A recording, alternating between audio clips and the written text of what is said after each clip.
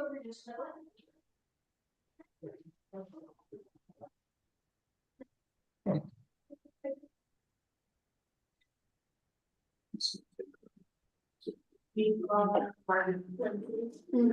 right, let them in. All right, the time is now 7:01. The executive session has been concluded. The participants in the executive session were, hold on, Gloria Koshberger, Lindsay Halverson, Amy Gardner, Carl Schnicker, Melina Marks, Jim Harper, Ron Wakefield, Clayton Buckner, Anthony Edwards, and myself, Dana Cranker. For the record, if any person who participated in the executive session believes that there was any improper discussion or improper action in violation of the open meetings law, I would ask that you state your concerns for the record. All right, seeing none, I will conclude this special session and we will reconvene our regular meeting in just a moment.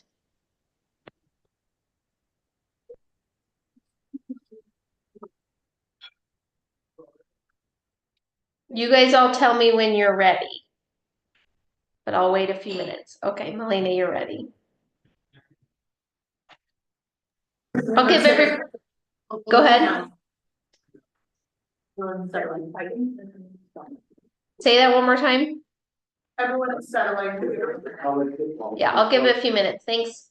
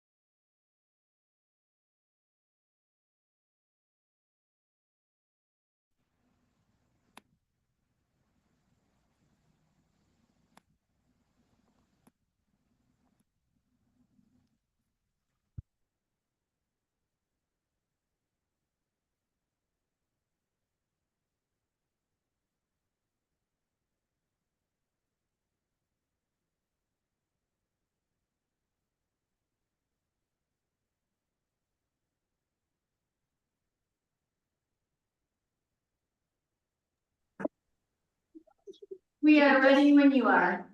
Great, thank you. Give me 1 second. Okay, the time is set. Oh, if you guys want to do the Pledge of Allegiance, that would be great. It's hard to facilitate on Zoom.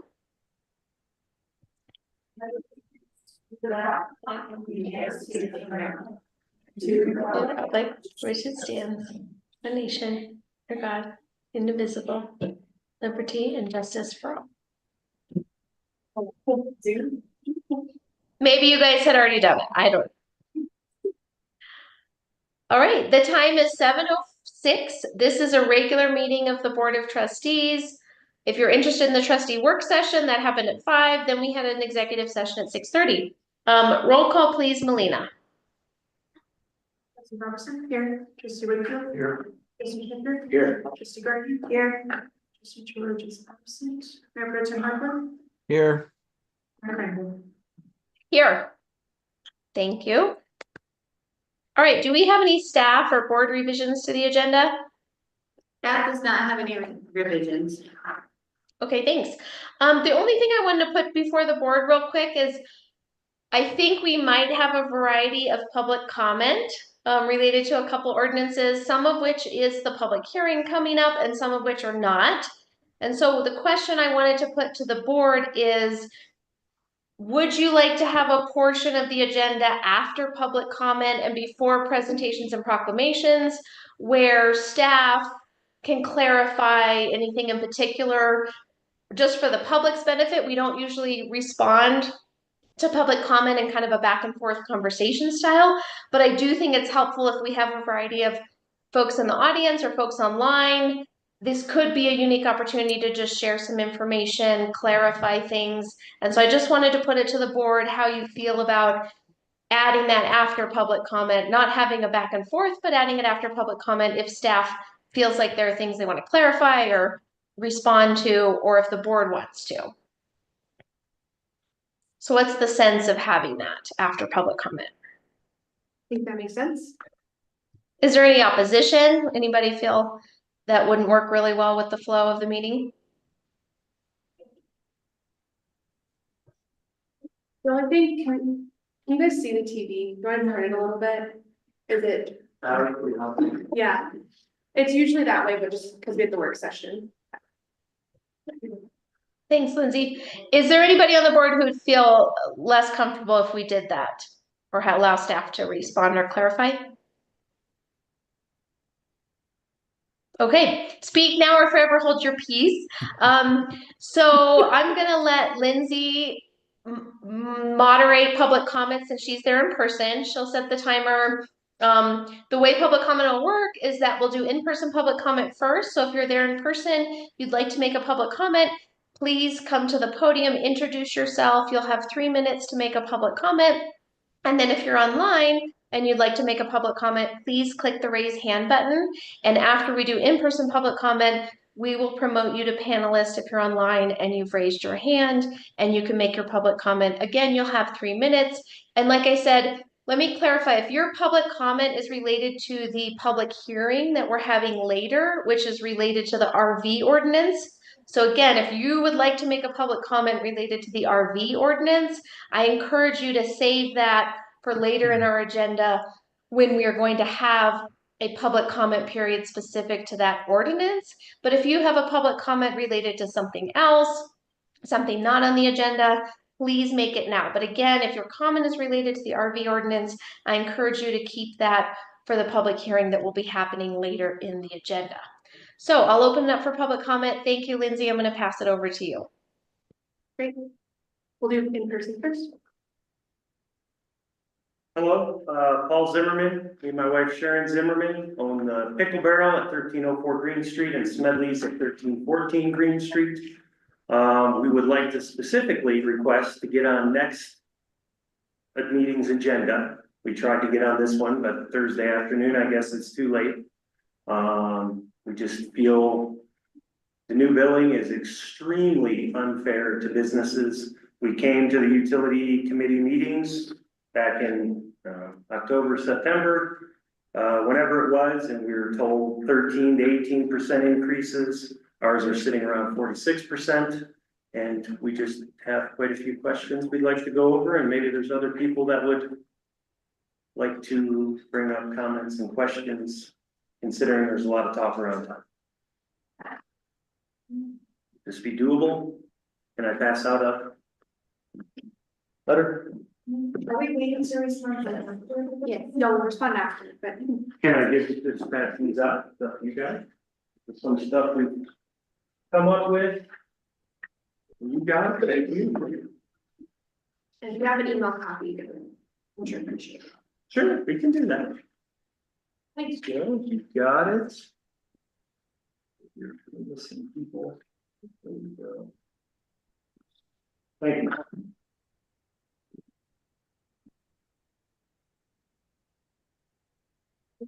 In person?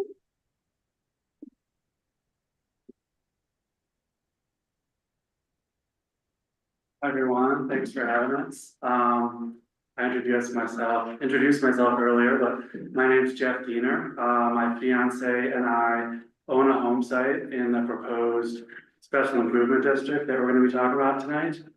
I just wanted to thank you guys for considering this opportunity and for staff for organizing this, and hopefully you've had some time to digest how these improvement districts function, and you can see how this is a win-win for the town. Myself and my other neighboring landowners have really worked tirelessly for the past 2.5 years to find a solution to the lack of infrastructure so we can actually build homes.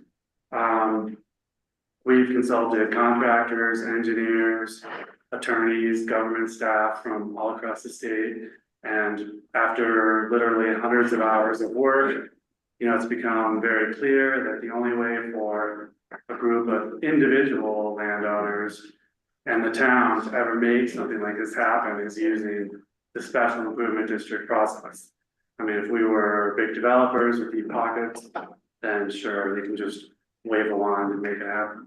But I mean, these special district laws that we're following, they're really purpose-built to solve for this exact problem. They've been used by lots of small governments in the state. They allow this public-private partnership to make these expensive projects happen. And for the town to do it in a responsible and budget-friendly way, that's the town controls every step of the process. So the question is really, why should the town support this? And while going to the new master plan, it really talks specifically about building community trust and being inclusive of all residents and taxpayers in the town. It talks about responsible land use, growth, and expanding housing choices as being important items. And our little project, our little improvement district, it hits many of these stated goals within the plan. And we, as the landowners, are really here to carry the cost of the project, which could total as much as $1 million. So that's town infrastructure, town project, paid for by us. Personally, we're just a group of 10 landowners, and we've organized. We've done all of this work on our own so that we can hopefully become part of this community. And I mean, we ask, why would the town not support people who want to engage with the town and find solutions that fit with the town's goals? That was 3 minutes, Jeff.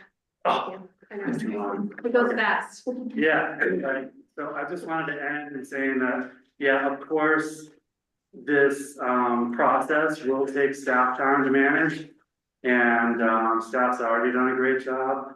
But moving forward, I'm very willing to donate my time to be informally involved and help staff wherever needed. And I'm hoping we can also talk about creating a committee that can help staff with the special improvement district process. So I'll be here if there are any questions on details. Thank you. Thank you. Any more in-person comments? Good evening, Mayor, Franker, trustees, and members of the community. My name is Alex Gibson, and I'm a landowner here in Silverton. I'm here tonight as part of a group of landowners working together to create a special improvement district, an opportunity for responsible town improved growth that benefits both the landowners and the town itself. This special improvement district represents responsible planned growth, not outside developer-driven expansion. We are a group of 10 landowners working collaboratively to extend essential town infrastructure to our properties through a legally established financing mechanism. Our petition has been signed by 80% of the landowners in the proposed district, well exceeding the state's required threshold of 50%. The improvement district process outlined in state statute CRS 31-25-501 and Town Code Chapter 4, Article 4, is designed specifically for projects like ours, where private landowners, not developers, fund public infrastructure in partnership with the town. Through this SID, we are effectively gifting the town a fully approved infrastructure project valued at $800,000 to $1 million, including street, water, and sewer extensions. This approach enables fiscally responsible growth, expands the tax base, and does not strain the town's budget. There have been successful implementations of special improvement districts in Colorado. For example, since the 1970s, the city of Montrose has successfully implemented over 40 SIDs to fund various public improvements, including roads, sidewalks, and sewer lines. As taxpayers and community members, we are stepping up as financial partners to ensure a mutually beneficial outcome, one that enhances the town's infrastructure while maintaining financial stability. We urge the board to approve the SID as a practical, sustainable solution for responsible growth. I appreciate this opportunity to speak with you and look forward to discussing how this initiative supports our town's vision and long-term infrastructure goals. Thank you. Thank you.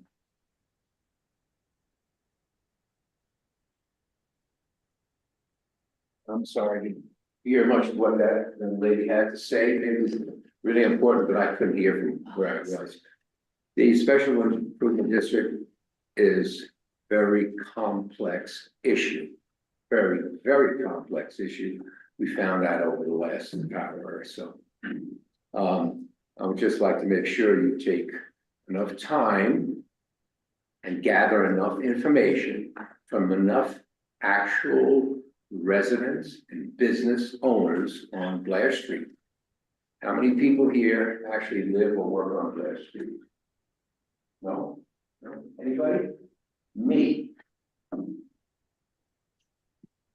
Maybe Bill, if Bill's online. This is not a good time to make decisions about anything, especially special improvement district, because we're still, believe it or not, in the middle of winter. There is no one here to give you their opinion. I can give you my opinion. I think this whole special improvement district sounds very good. There's a lot of complexity to it. And I think we need to hear from a lot more people. That means waiting until June or so, so we get more people in who actually live and work on Blair Street. I don't think this council should be making up anything for those people. Those people need to be heard from. And let's see what their opinions are. See if they think it's even workable. So I'm not asking for a total cutout. I'm asking for a little timeout, a little tabling perhaps or so, until we get some more people in here who actually have the true vested interest because they live and work on Blair Street. Not against the idea, just we need more voices, and we need the voices of the people on Blair Street. Thank you. Lindsay, if I could offer a quick clarification for the public, because I know some people may not stay forever. The agenda item on our agenda for later today is a special improvement district that is on the hillside. It is not related to the Blair Street discussion. It's not related to a potential Blair Street Improvement District or Blair Street Business Improvement District or Blair Street Special Improvement District. So the folks that are making public comment about a special improvement district are talking about a separate geographic area that's kind of on the hillside, just to clarify for anybody in the audience. And you're welcome to stay for that agenda item if you'd like to hear more.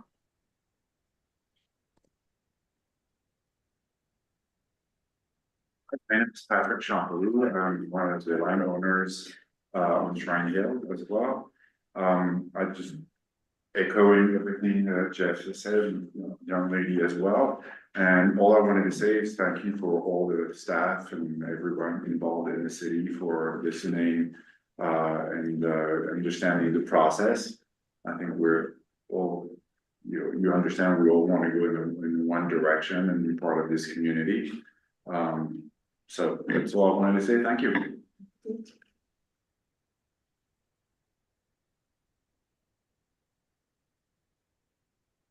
Yeah, Gallegos, I'm speaking as Executive Director of the Chamber of Commerce. I am gonna go ahead and give public comment on the RV ordinance, just because I want to do it in person. And I'm gonna head out and see you on Zoom, like I always do. I've had a handful of business owners approach me on that.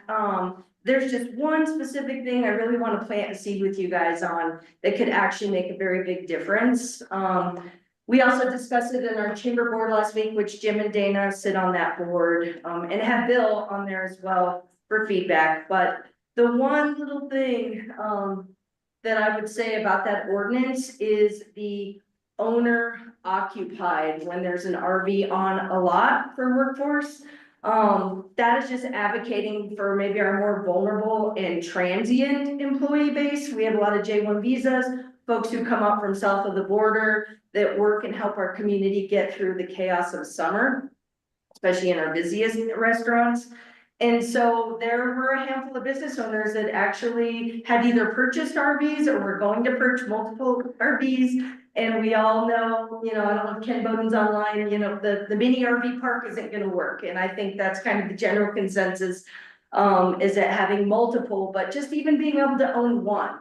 I too saw on Facebook, some folks who are not business owners throwing their RV out there for a pretty interesting price. And I understand that's part of what we want to address. But if we could just look at it, or at least have an opportunity for use by review, or whatever that language is, that a business owner could technically provide the infrastructure and allow to have their temporary summer staff live on their property. So I want to advocate for just that particular situation and language, and thank you.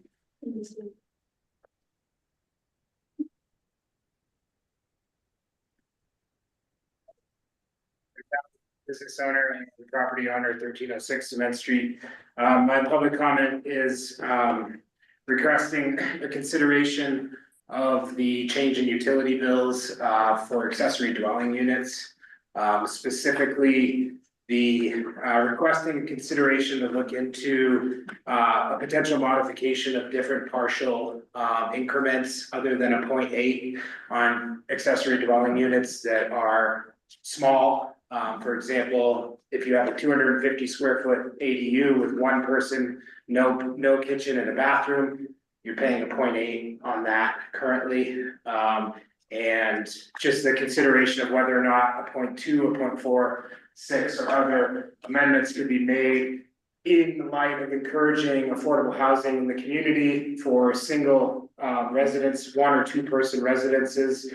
It doesn't really go in line. For example, the increase in my utility bill for my ADU is 36% of the rent that I charge for the AD unit for the water and sewer, plus the trash was doubled as well. In the scenario that I'm referring to, my entire property, the primary house and ADU combined is less than 1,000 square feet. It's 1 kitchen, 1 bedroom, 1 loft, and 1 bathroom. And I'm now paying a 1.8 on the utility, which is, and we have 2 residents total, far less than a 3-bedroom home with a family of 5. And I'm now paying double, almost double, 1.8 on the utility. So just considering smaller increments on that accessory dwelling unit to accommodate smaller accessory garage ADUs, especially ADUs that were grandfathered in, that don't have a separate utility, they don't provide they don't cause additional strain on the infrastructure in the sense of infrastructure, because it's the same water and sewer tap to the main house if it's a garage unit. The other thing is, I'm curious to find out how ADUs were defined to decide if a residence now is a 1.8. Because by building code, ADUs are supposed to have a half address. If you don't have a half address, you don't have an ADU. If you don't have a half address, you can't get a PO box for free because you don't actually have a separate residence. So there seems to be a little bit of discrepancies on that end. So I'm just encouraging folks to maybe look a little closer. And I'm sorry, Ms. Falls, if there's a request for this utility discussion to be on a future agenda. I'm not sure exactly how that works, if there's a more specific time, but we're looking for that additional discussion. Knowing that this has just come out in the new utility bills, I was aware of it, I'm not denying that, I totally agree in increase in rates to make up for increase in costs. But the increase in rates, is different than percentage, on overall square footage, bathrooms, et cetera, are not considered on small ADUs. Thank you. Thank you. Any more public comment? All right, we'll move to Zoom.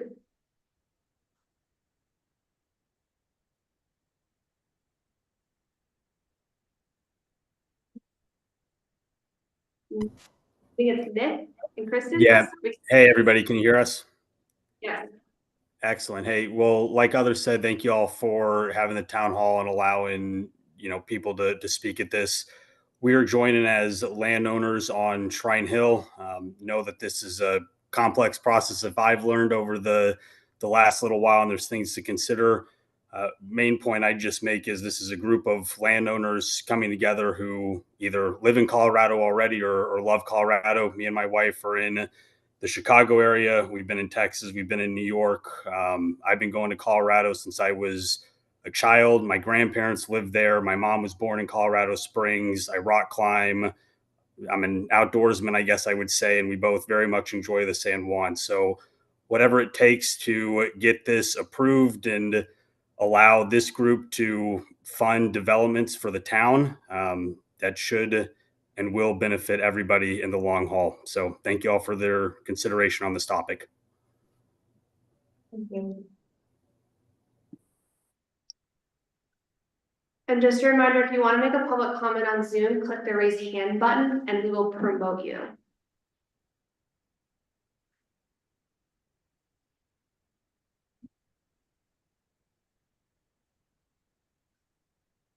Chris, whenever you're ready.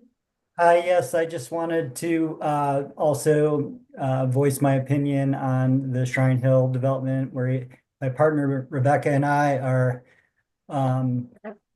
are constantly talking about that. That's our morning discussion. Our daily discussion is the dream of the day we get to come be a part of this community.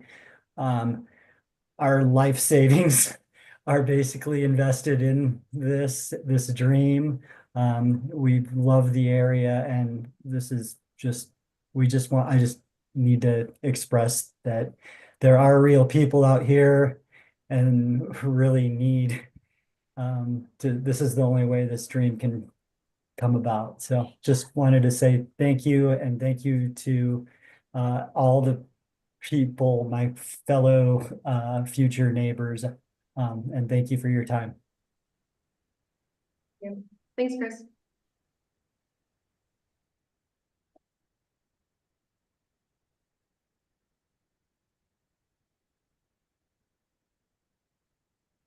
Any more public comment over Zoom? Okay, Dana, back to you. We should close public comment. Thank you, Lindsay. All right, we'll close public comment. Again, as a reminder, if you have a public comment related to the RV ordinance, that will be a public hearing in a bit, and we'd like to include your public comment with that particular agenda item. We will move on. I think it's great to hear all the different things the town is working on and all the ways that the community is engaged. So thanks for your public comment. Staff or board, was there anything you wanted to clarify? I think there were just some general requests there and comments for more discussion around the EQRs. Was there anything at this point that you wanted to clarify? No, I would say that this would call for like a work session or a utility committee meeting. But probably a work session, so the entire board could be a part of that. We are booked out until May 27th for work sessions, so you would need to prioritize the current work sessions that are going on if you wanted to see this sooner, or call a special work session outside of those meeting dates. Okay, thank you, Gloria. That's helpful. I think the comment that I just wanted to clarify is, I think there's going to be some growing pains as we implement the EQRs, just as there were some real major challenges with our previous billing system, right? Where were some real inequities and unsustainable approaches. And so I think it is super helpful for community members to share their experience with staff, with board members, because as we implement a policy, that's how we know the various effects of the policy and in the unintended consequences. And so I would just encourage community members to kind of continue to share their experiences, and maybe there's some ways we can continue to improve and work on the margin. I think if we go back and listen to the utility committee meetings, the various discussions we've had on this, our work session that we had with the consultant that we hired to do the rate study, it was pretty clear for kind of why we came to where we came. And I also think that we can continue to work out how this is implemented. So I just continue to encourage community members and business owners to kind of share how this is playing out. There's a worksheet on our website that shows how you can calculate your EQRs. And so I encourage people to check that out, kind of see what their EQRs might be or are, and then compare that to their bill. And again, go to staff, talk to Steve Mead, and we can kind of work through any billing errors and then also help clarify why your EQR might be the way it is. And then to my board members, we can have a discussion, working with Gloria to talk about, is this a future work session? Do we want to see how this plays out for a couple billing cycles? And then we are reviewing it kind of, again, like we talked about the land use code. Let's see how the land use code goes for 2 building seasons or a building cycle, and then see where we are. So conversation's not over. And please continue to bring your experience to staff and to the board.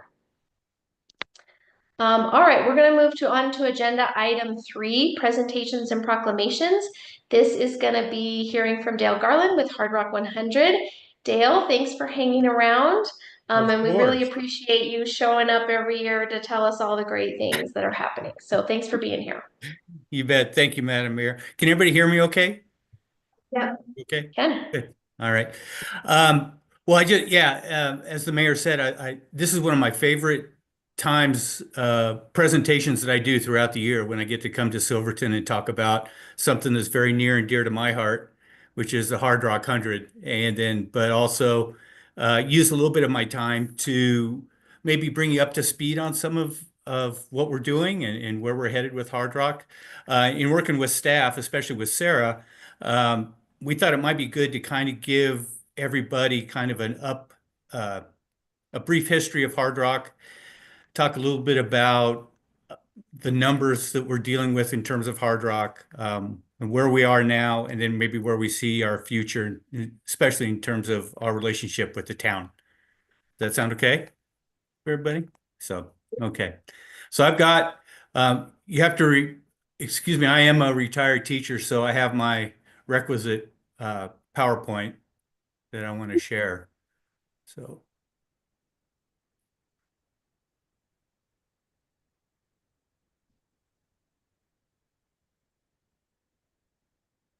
All right, it works. I think it's probably not news to many of you on the board and in the audience that the Hard Rock 100 and Silverton have had this great relationship for over 30 years now, and so and for lack of any other way of putting it, we have become synonymous with each other. When people talk of Hard Rock, they talk of Silverton, and so. I want to talk a little bit about how we got to that point. So Hard Rock has its history with this gentleman here. His name is Gordon Hardman, and it was Gordon who really decided to create an event that became Hard Rock. And this was really, Gordon was a gentleman from Boulder who spent a lot of time, especially in the Lake City area, and he saw that the towns of the San Juans needed some economic support and some soft tourism. And so he came up with this idea. He was an ultra runner. He came up with this idea to come together, bring the 4 historic mining towns of Silverton, Telluride, Ouray, and Lake City together in an ultra running event and do it in a way that was just a little notch above what else he saw out on the ultra running in the ultra running world in terms of the experience and the views and everything that the San Juan has to offer. And so he created this idea in the late 80s of the Hard Rock 100 Endurance Run. And there was no digital media, there was no Facebook, there was no internet. And so he did what every good race organizer wannabe did. He put an ad in the ultra running magazine and said, is there anybody else who would like to help? And lo and behold, 3 people answered the call. And 2 of them had roots in the San Juans, and one was a friend of the other one. So on this screen, if you look from top left, you'll see Charlie Thorne, who worked at Los Alamos National Labs. Below him, John Kappas, who also lived and worked in Los Alamos, but he grew up in Telluride. At the bottom right was Rick Trujillo, who many of you may know. He was a running legend lived in Ouray, still lives in Ouray. And then there was me, and I kind of came a little bit later on. My dad and Gordon's wife happened to be standing at the same aid station. We were running a race together, and they got to talking, come to find out that, they had a shared interest in Silverton and the San Juans. And my dad basically told Gordon's wife to reach out to me, and I'd be happy to help with putting on Hard Rock. So that's how I got involved.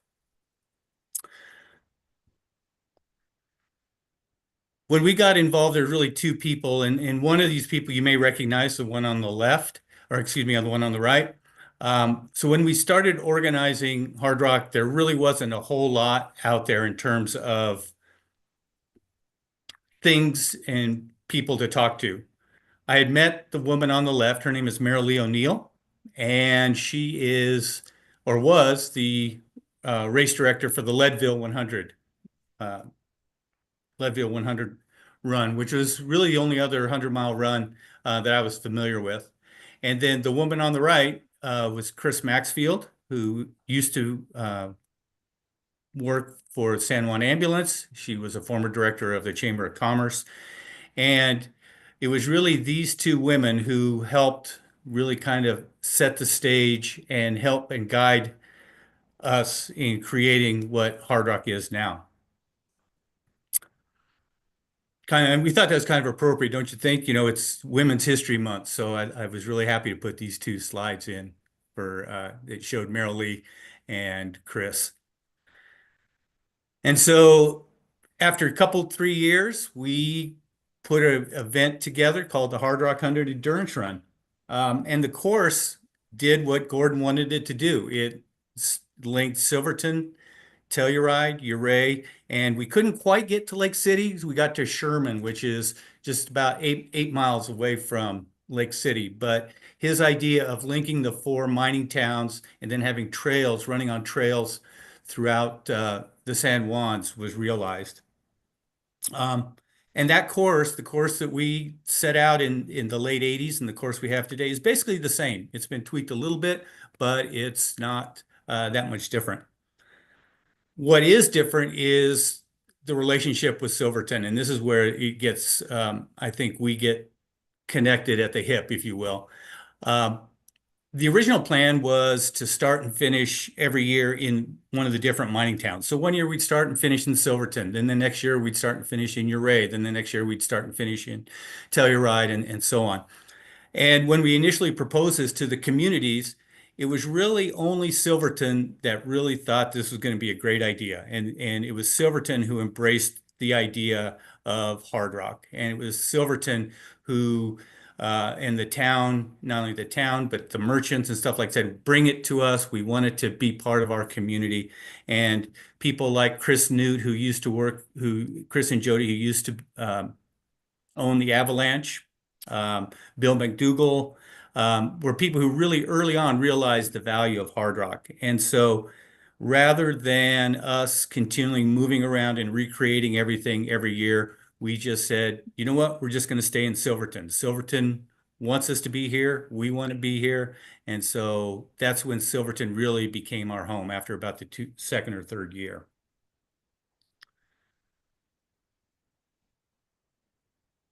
Gordon's idea to create something that was a little bit bigger, better, bolder than anything else out there is shown here. When people think about Hard Rock, the easiest way I've found over the years to explain Hard Rock is if you can imagine running from sea level to the top of Mount Everest and then back down to sea level and doing it all at an average elevation of 2 miles above sea level, that's what Hard Rock runners do. And when you put it into those kinds of contexts, people they say it can't be done, but we know it can. 1992 is our first start. We had 42 starters. We had 18 finishers.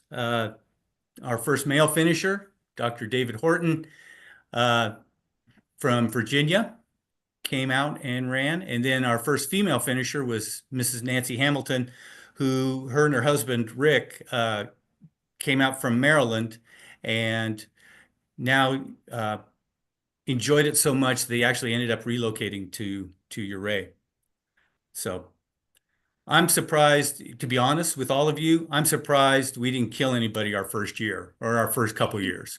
I mean, we have learned so much since 1992, but we had anything that possibly could have gone wrong, went wrong. The weather was terrible. The course markers all blew down.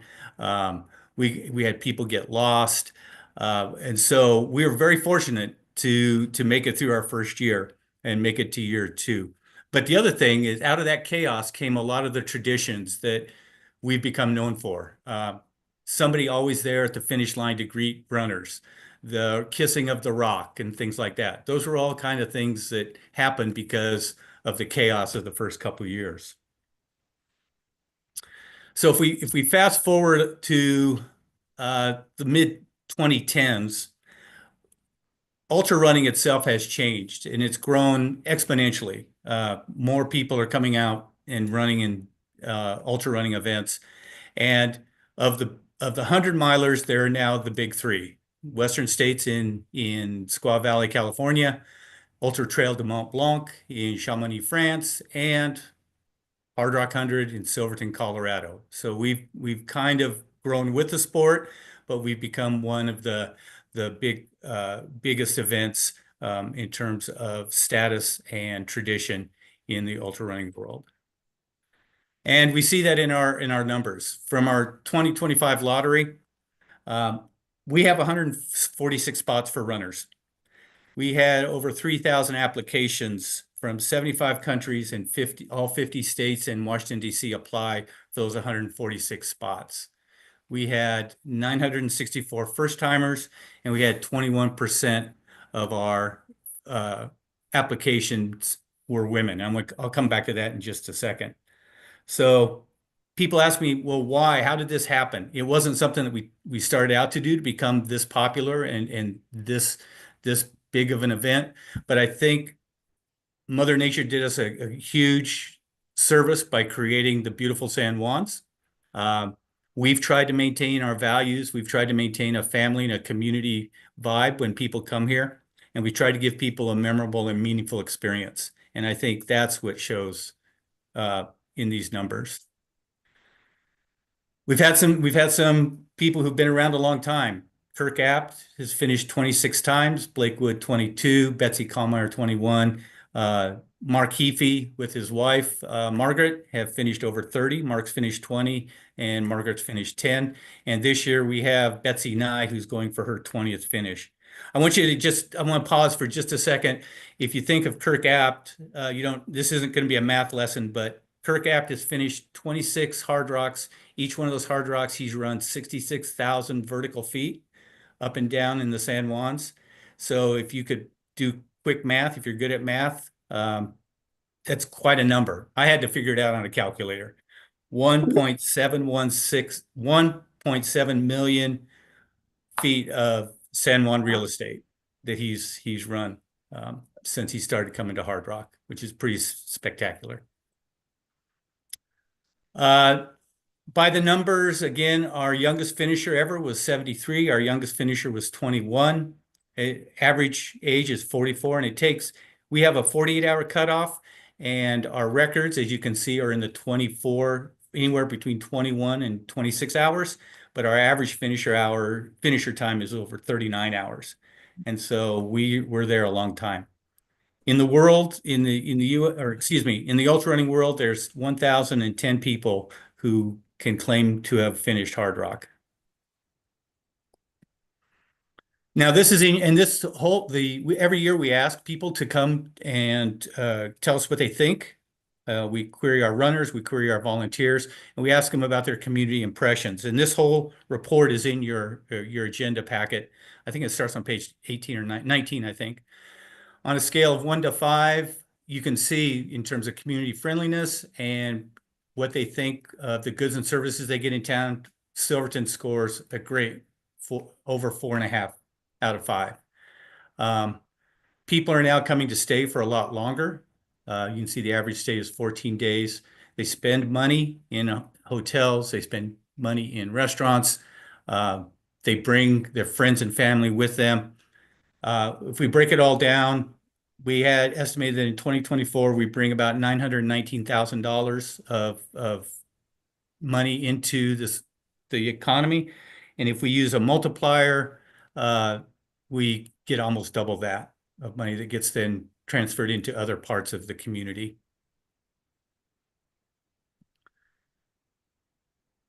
I'm not going to read all these, but we've tried to be, throughout our time, be a good community citizen. Mark and Darlene Watson, we try to buy as much as we can locally, and so they appreciate that. They appreciate the fact that we give back to the community in terms of scholarships and leftover food and things like that. Coffee Bear, we do a lot of stuff with them. We try to communicate, make sure everybody, all the merchants are in town, know what's going on. And Deanne, who's at every runner's briefing, really kind of says we bring the community together. And so we've really made it a priority to become a good community asset and be a good community citizen. We have had Silverton runners who's finished. We had many, Cody Bradford, who else is on there? The new doc in town, Dr. Yvonne Naughton, came to Silverton because she ran Hard Rock. Brian Powell, Megan Hicks, Howie Stern, Hannah Green, Amanda and Billy Grimes, Anthony Culpepper, and Chris Newt all have Silverton roots, and they all are part of that 1,010 people who have finished Hard Rock. Oh, and Jeff Rome too. Sorry, I almost forgot about Jeff. We've come a long ways. We now are, because of our digital reach, something that people can see, and not even be here. Last year, we embraced a live stream. We also have many different social media platforms. We let people track our runners. Last year, we had about 7 million views during Hard Rock, during the week we were there. So with a big thanks to Mountain Outpost and Silverton School. We also do a Hard Rock podcast, and we also do a lot of live stuff with our lottery, which brings more people to Silverton and get to know Hard Rock. This year, we had about 6,000 people watch the actual drawing of names this year, and we usually get around 2,300 people who tune in every month to our Hard Talk podcast. And the Hard Talk podcast is really geared to capturing stories of people who are or who have been part of Hard Rock and making sure that those stories don't get lost. All of this being said, we've been able to do some things with our philanthropy that I'd like to highlight. We had one of our Hard Rockers suffer a brain aneurysm and pass away on his way from Hard Rock. We established a scholarship in his name, the Joel Zucker Scholarship, which now every year we give away between $15,000 to $25,000. We've now given away over 150 scholarships, $327,000. Last year, we were able to help the San Juan Mountains Association with their ambassador program to help people learn about proper trail etiquette, trail safety at ice lakes. We host our Women's Running Weekend, the first weekend in September. We host, during Camp Hard Rock, we host a search and rescue fundraising dinner for San Juan Search and Rescue. And then Jim Donovan's been great about trying to help with people learning to be safe, move safely through the backcountry, and does a presentation every year for people who are interested, both within the Hard Rock community, and then we put it on YouTube so people who aren't here can also learn about what it means to be safe in the backcountry. This year's special, it's our 30th running. So we've got some plans for that. We are in, one of those plans is we have announced our first Hall of Fame class, and it includes Silverton's own Lois McKenzie as part of the initial inaugural Hard Rock Hall of Fame class. We also have a stellar entry field coming in. We're bringing the #1 ranked female ultra runner from last year is running Hard Rock this year. And then, of course, Betsy Nye is going for her 20th Hard Rock finish, which would be so cool if she does that. Other things we're working on, thanks to Sarah and thanks to the town, we've been able to use town facilities, and this is something that Sarah and I are working on. Our aid stations, they're the best. We have 14 aid stations, 15 aid stations and they serve everything from, as you can see, beef brisket to soup to pies to potatoes. It's not just soup, water, and goo packets. All that takes space. And thank you to the town for allowing us the use of Kendall Mountain. This is what it looks like when we get our aid station preparation up and running.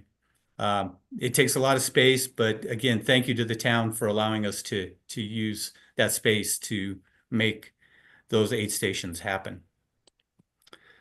Also, thanks to the Visitor Center, we've continued to accumulate stuff. It takes a lot of stuff to run Hard Rock, and so organize Hard Rock, and that goes everything from, you can see, refrigerators to coolers to medical kits to anything. And with thanks to Sarah and Deanne, we've been able to use some of the space underneath the Visitor Center for our storage. We're happy to, if community events, we've loaned out tables to community groups if they need them, things like that. So we want to make that a good working relationship. And finally, we'd like to continue the work we have with Kendall Camping. That is, we have 180 spots designated outside of Kendall ski area where we allow people to camp. It's monitored, it's overseen by our staff. And this has really proved really popular with runners and volunteers who sometimes come from really far away on their own dime. So being able to camp has really been a really nice perk for them. Silverton is where every Hard Rocker should be in July. And so again, I'm coming to you with the hopes that you'll agree with that, and that Silverton will be able to host the 2025 Hard Rock. We couldn't do it without the residents and the businesses. We certainly couldn't do it without the school or the chamber. Big thanks to Sarah and Sheriff Conrad, and then the town staff, the public works, the administration are great to work with, as well as all the other user groups in the San Juans that we're developing good relationships with. Phew. That's my story. I'm sticking to it. So I'm open to any questions.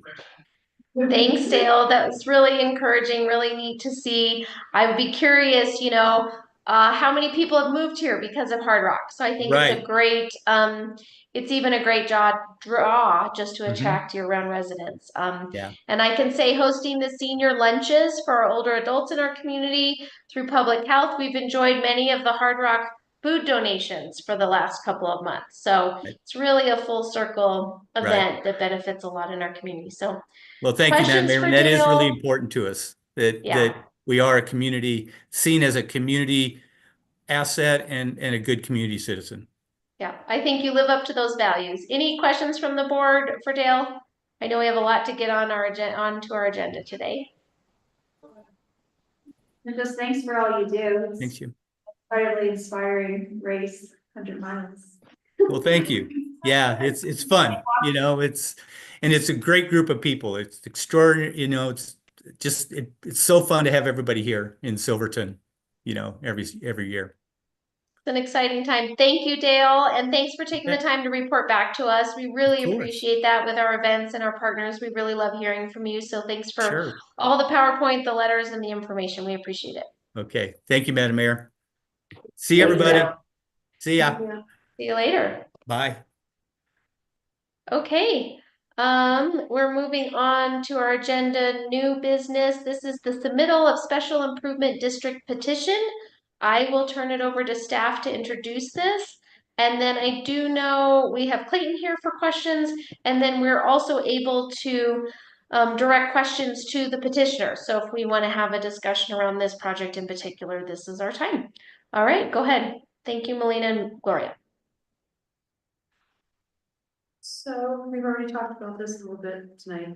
I did try to just kind of focus on the process of what it would look like for, how this would go for the petition and public hearing or a resolution, and then what it would look like for an election. And so you have this petition for you tonight. You have a couple of options here for what you would want to do with it if you decide to approve it. You can either take it to a resolution where you define the boundaries of the district and then identify the proposed improvements and the methods of financing, or you can move to have us schedule a public hearing. Following that, it will go to an election in November. And I tried to lay out the process for you as much as I could in this memo, and if you have any questions for me, I think that would probably be better to go from there. Thanks, Melina. All right, and for those listening along, this is in our packet. This is a petition for a special improvement districts to try to extend roads, utilities, sewer in an area along the hillside. And the information is presented in the memo as we have in our packet. So questions from the board. This is now where we can really dive into the details on this project in particular. And we have the petitioners here. Welcome them to come to the podium if there's questions. So I'll kick it to the board and my colleagues if you have questions on this project and process. So for process, if we schedule a public hearing, would that allow us to get more details of the plan and the financial estimates and things like that? So financial estimate, it's not really clear to me on whether that is something that we determine or if that's something that the petitioners determine, or if that is something, Clayton, I don't know if that's something you have information on. I'm not really very clear on that.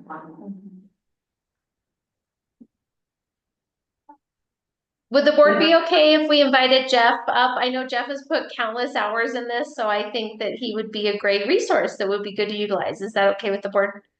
Yeah, Yes, great. Thanks, Thanks, Jeff. Financial estimates, how we got to that 1 million. Yeah, thanks, guys. So, yeah, like I said, I've spent way too much time over the last year, specifically on improvement districts. So, yeah, I can give you a lot of the details. So the estimates, yeah, I mean, following the town municipal code, which isn't exactly correct when you fall back on the state statute, but when we put together a petition, we're following town code, and it's asking for an estimate of the project cost. And we actually bid this out. We had 4 or 5 different bids last year. So we do have a really good range of what this should cost. One of our district members or proposed district members, he's a contractor. He's also put together his own bid package. He's retired, so he's not really interested in doing the work. But so we have a very good idea of what this will cost. We've had conversations with the contractor we chose, back and forth on all the details, and we included those numbers in the petition. And it's broken out on a per lot basis, because there are 30 total lots in the proposed district. So that we feel that those are really solid estimates, and we feel like realistically, we're at the low end of our estimates, but of course, when you're creating a budget for this kind of thing, you wanna aim high and then land lower. So those numbers are pretty good estimates, but what happens is if you all approve the district and we move forward towards an election in November, we'll dive into the details, make sure all the engineering that's already been done, make sure all the Ts are crossed, the Is are dotted, and then get updated numbers for those costs. And we use those updated numbers when the contract for financing is set up with a bank, or if you wanted to go with bonding. But so that's kind of the process. Right now, it's still estimates, and we won't know the final number until the project's done. And that's when you readjust the financing costs once the project's complete. Is that helpful? Yes. Okay, Yeah. okay, we'll call on you then. I do have one more. Okay. I think Yeah. Jeff, probably you should just stay up there. I suspect you should stay up there. So you had 80% of the property owners sign the petition. Were all of them notified and made aware of what's going on, all 10? Yeah, Were this any is- in opposition or? there are two that didn't sign the petition, Okay, so I guess you could call that opposition. right. Yeah, yeah, this has been an ongoing discussion via group emails for years now. You know, we put together this group, we put together all the engineering, which has already been approved, it's been in front of the town.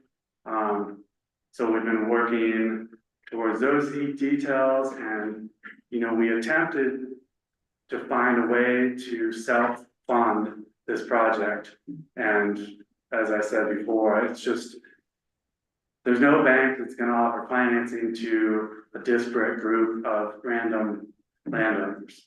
It's just not really a thing. So here we are, yeah.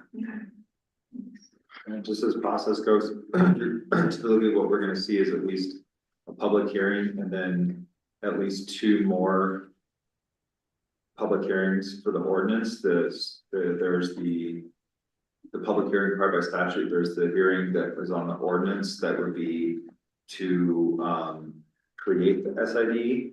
And then there'd be, in the way that we do our ordinances would require 2 meetings in 30 days, publication, and then that will trigger publication and notice to owners, which then will have another ordinance for the assessment ordinance, which will be where the cost is,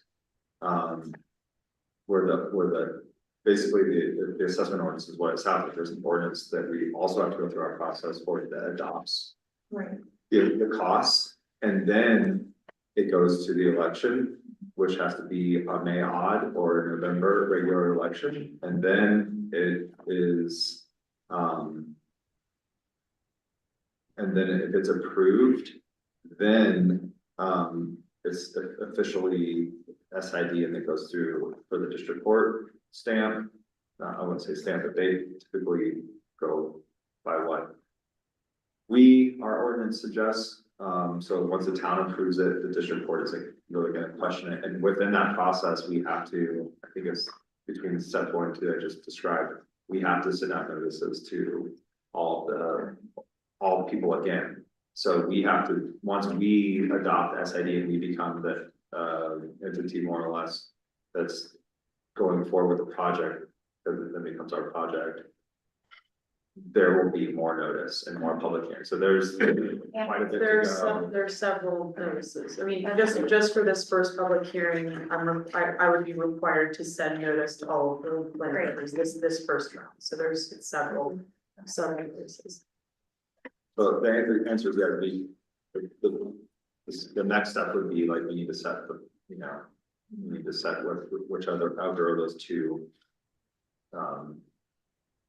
meetings that or hearings that you want, right? Depending on if you want to prolong a little bit longer, or if you want to go ahead and set it, but either way, there's gonna be multiple other hearings that require multiple other notice requirements. Okay. That's great. Thank you.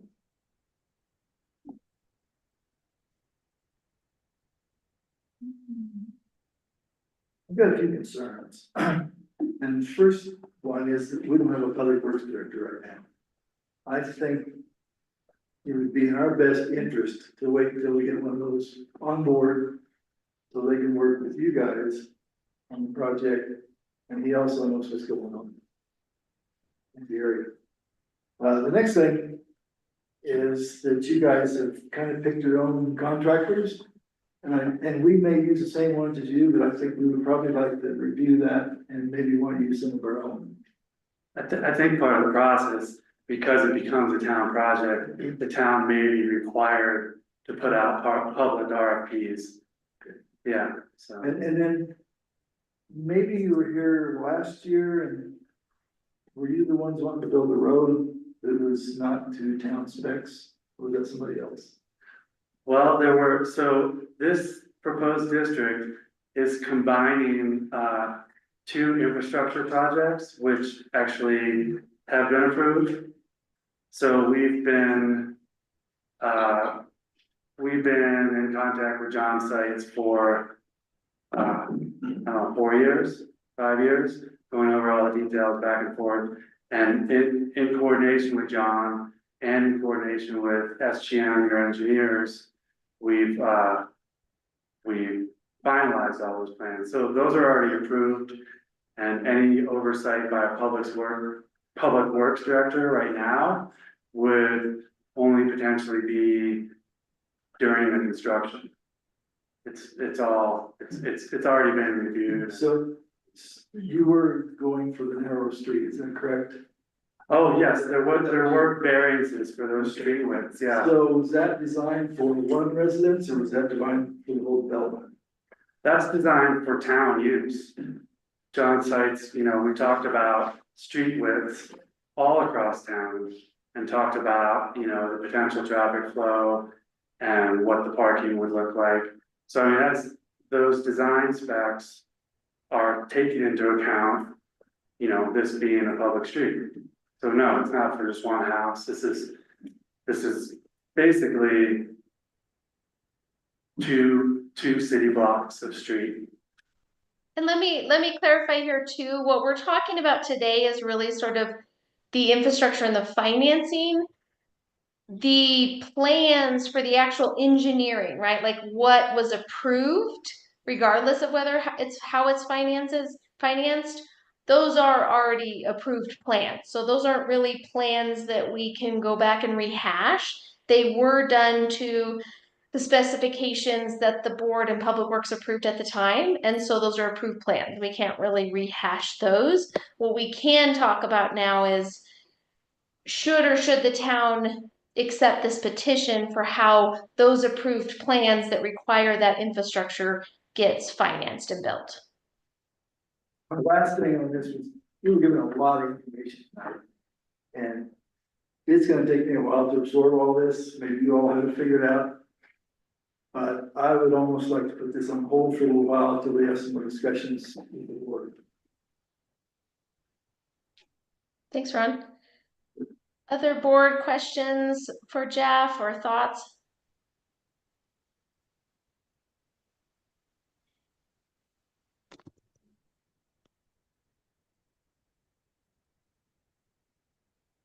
I think, it was a lot of information to digest, absorb. I think I still. The process, sorry, I'm a process person and understanding that is really key to like. Really comprehending what we're getting into, because, it's a development, it's gonna change Shrine Hill, permanently, and so. Like being the board that makes that decision is something I don't think we should take lightly. I know you all spent a lot of time with it, but this is like our first official overlay training in this subject. I tend to agree of taking a little bit more time for processing, and I also like bringing in the community earlier to work out potential issues ahead of time tends to be a better approach than waiting for like public hearings when you're further down the process, or at least the town is further down the process. I'm also curious from staff, kind of one of the things mentioned tonight, or like, one of the things that I'm interested in exploring a little bit more is like, how will town actually be able to do this, given our current capacity? I think that for me is a really big question mark, and especially now, we're getting a new public works director, having them be a part of that conversation is probably important. Thanks, Lindsay. I wanted to weigh in here a little bit. I've had a couple of meetings and conversations with Gloria, with Jeff. And so I'm probably a bit farther along in my thinking about this than many of my colleagues. I know Jeff has reached out to you guys, was happy to meet for coffee. I really encourage you to meet with him because he's spent hundreds of hours on this and educating himself. And I believe in government where individuals who care the most about an issue can kind of help make the things happen for the projects that they really care about. I think this is a great example of that. And so I really, again, would encourage all my colleagues to take Jeff up on his offer to meet for coffee and go through this. I think we've gotten a lot of information. I've kind of thought about this from a couple different perspectives. You know, I think one of the priorities in the master plan was to think about additional areas of development, right? Like expanding areas. We're only 1 square mile in this little valley. And so how do we create options where people can build the homes and the dreams that they'd like to see? Again, aligned with our land use code, which I think carries forward a lot of our values that we've thought through. And I've thought a lot about Shrine Hill because I live on it. It's my hillside. And I think not all of you were involved when we did the Shrine Hill constraints analysis, but a while ago we were talking about how does Shrine Hill work? And I think what's unique about the hillside is that there are around 65 different property owners up there, right? And that makes it very, very challenging to implement any type of project because you're working with 65 different interests, desires, intentions. And I know there was work, we heard about this from Gloria earlier, years ago to create the West End Improvement District that tried to get the needed infrastructure up on the hillside to be able to open up some of those lots for homes, and that fell through. And so I think there's been a variety of ways that people have looked at this, but the reason why this is so tricky is that it's not owned by one developer, right? When one developer owns 3 acres of farmland, they can finance and put in all the infrastructure, and they have the borrowing power to do that as an entity, and then, you know, build that cost into the cost of the lot, build that cost into the cost of the subdivision, etc. And so I think what we have here is a really interesting opportunity or thing to think about where we have these individual property owners who on their own could not finance the kind of infrastructure that would be needed to access their lots, build on their lots, make them usable, but are trying to find these creative mechanisms that are very standard and well used in other communities. We just haven't seen them implemented in the same way in Silverton. And so what I think is interesting about this project is we kind of have these landowners that are willing to sort of be the proof case, test case of if and how this could work. And to me, that's been sort of a convincing argument for options for other things in our community that maybe could happen. And I think since I've moved here, I've heard people tell me, well, the town should invest in the lift station for the water, and the town should put the streets up the road. And I've heard things that no one should build on the hillside. And I've heard things like there should be a hotel and a resort on the hillside. And I've heard things like the whole thing should be replatted because it doesn't make any sense anyways. And none of those are really feasible options, right? But what we have here is the potential to kind of test something out with property owners that have been willing to put in kind of the time and the effort to make this work. We've heard that here. And so I think the questions I had from the board were very similar to the board when I started hearing about this process is, what's the risk to the town? What's the financial risk? And what's the administrative capacity? And so I think the questions that have been answered are, the financial risk to the town is pretty low in my mind. Like, it seems worth the risk to take on that financial piece of sort of being this municipality that can issue bonds or borrow the funds, but really it doesn't expose us to a lot of like risk in our general fund or risk in our financing other things that we want to do. And I think when it comes to the project management piece, because that really stood out to me, I think we've heard ways that this can be done without a ton of staff capacity. But I think the two kind of remaining questions that I'd love to hear from Gloria and from town staff is sort of like, there is an administrative piece to this of the noticing, the public process, the kind of procedural part of the election, and then, you know, the bond, the financing. Gloria is our financial director. Those are not negligible considering the whole variety of other priorities that we also have.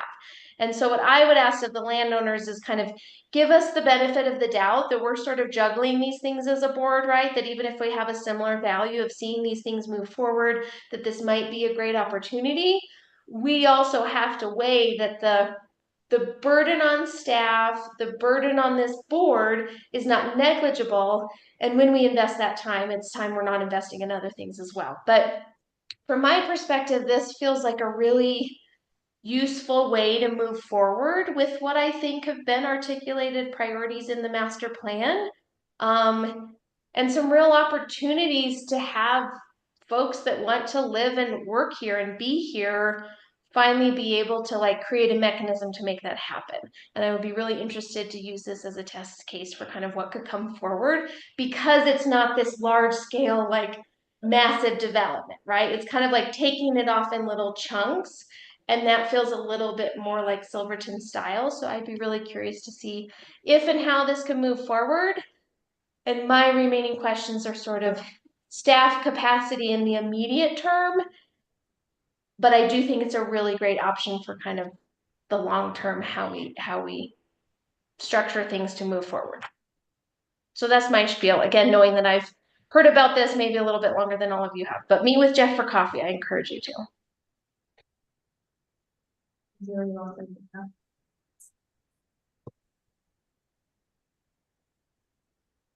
Yeah, Jim? I'm totally, this is. Go ahead, is Carl. very- it's very important for us to be careful when taking on a big project. I think that's been well articulated by the other trustees. And, I do think that concerned about the pace, there's kind of a reason that a lot of this is built into the way the public process works. Like there is this, many opportunities for engagement. And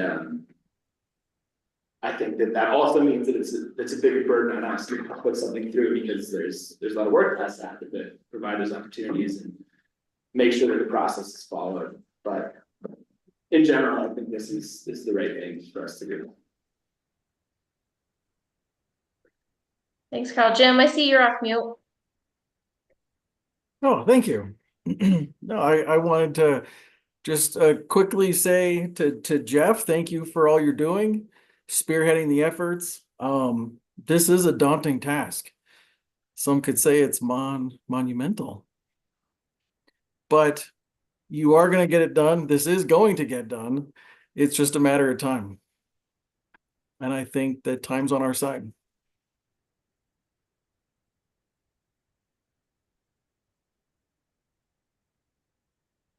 So I mean, if we went ahead and scheduled a public hearing, that probably wouldn't be for a bit, right? I mean, what would that look like procedurally? Public hearing has to be between 20 and 40 days from now. And 40 days. That, but then again, that public hearing is just, it's the statutory requirement, then you have to set a hearing, another public hearing to approve that study, and then you have another public hearing for assessment. And if you somehow got all that done with, I forgot the exact amount of days you need before we notice it for November regular election, otherwise we're looking at, it would have to, not May, because it would be May 27th, so it'd be the next November election. So if you don't get it done by November 26th, then you're looking, November 25, and you're looking at November 26th is the next possible election cycle for the assessment, because you have to put it to the voting members for then. So if you want to have any chance at all, and then you're talking after we do that, then the project starts. So if you want to try in November 25, then setting a public hearing now would be the move. And again, I think remembering that really kind of, obviously this is a very public process, But the key interested stakeholders and the voters is not the town writ large. It is those property owners that would be within the district. And so obviously the public hearing is meant for the public. But again, the real crux of it is the process for those property owners that are most affected and would be voting in the election for the special improvement district.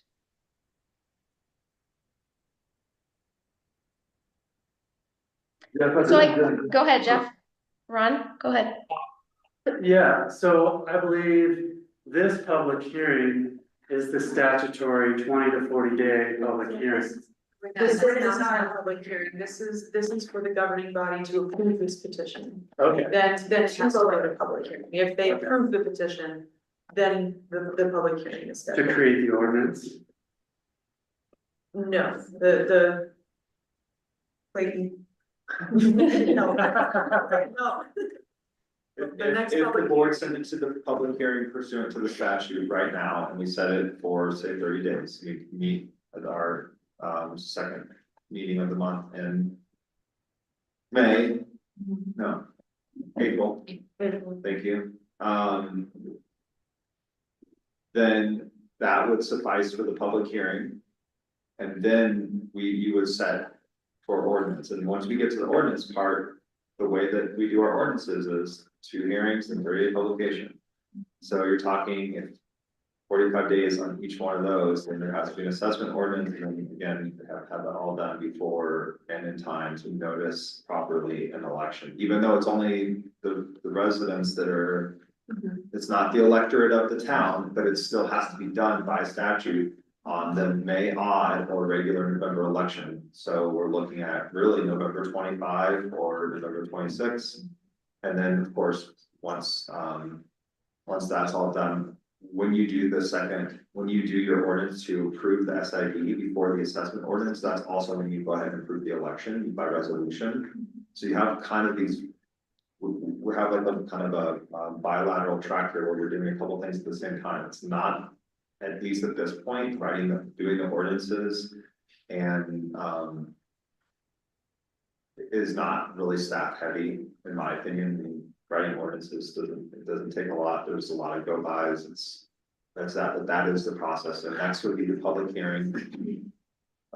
Which if you're gonna do this, I suggest just doing it sooner than later, because otherwise you might end up with a huge gap for no reason waiting on that November 26th election. So if the board wants this to happen, then I would set a public hearing, now. Yeah. But that's up to the board. I'm just telling you the timeline is. I don't have a personal thing, just letting you understand how important the timeline is here. I mean, I'd be in favor for setting that public hearing, to start to get things in motion. I'd like to see it held off till we get a public works director, because it's kind of like a train going without an engineer.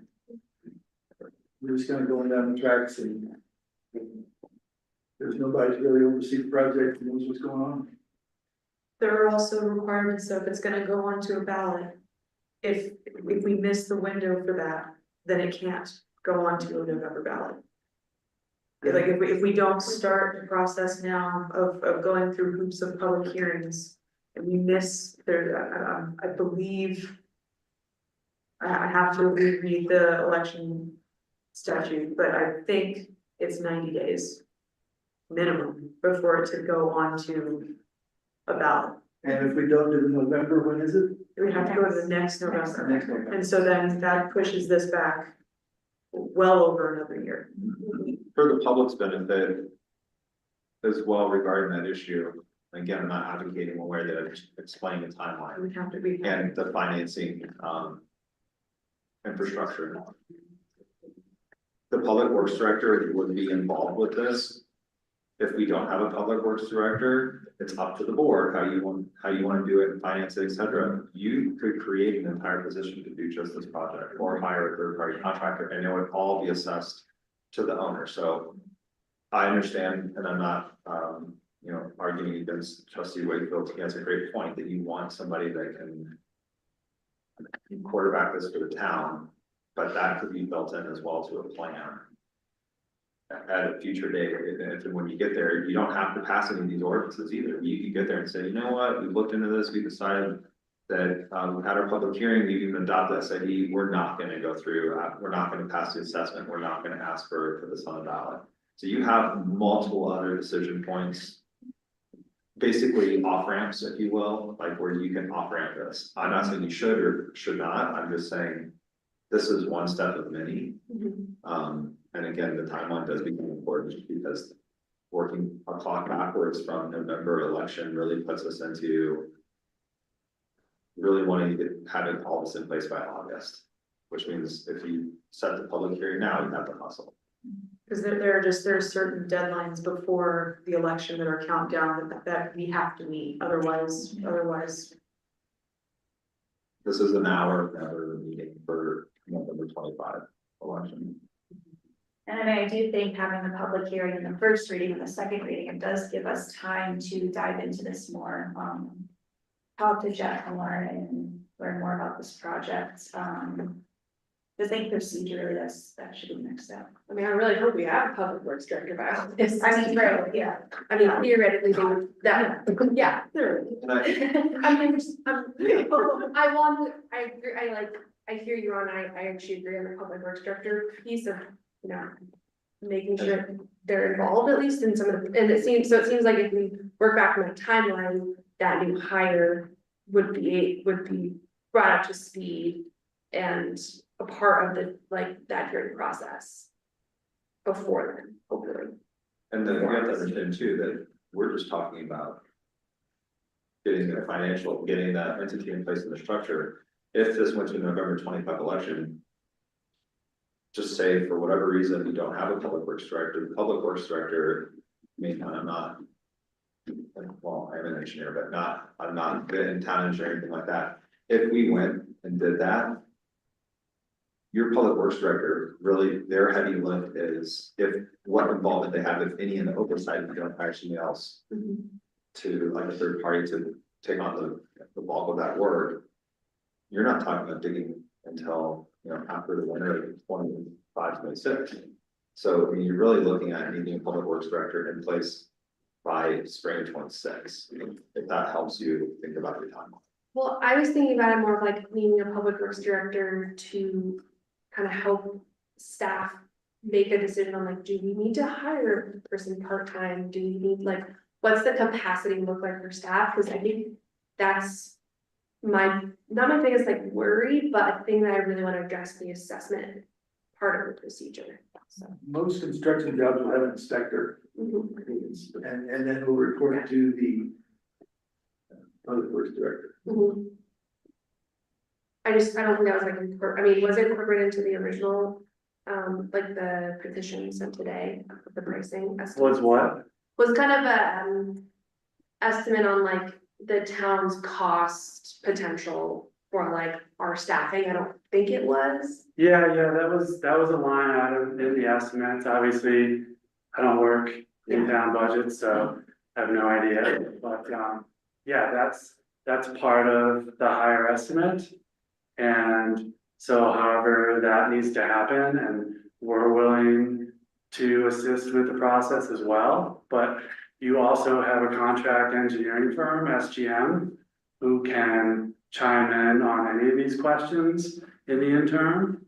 If you don't have a public works director, but you have a question, well, does this look okay? Can we, move forward with talking about financing this, that kind of thing. So you do have some backstop there, as far as I know.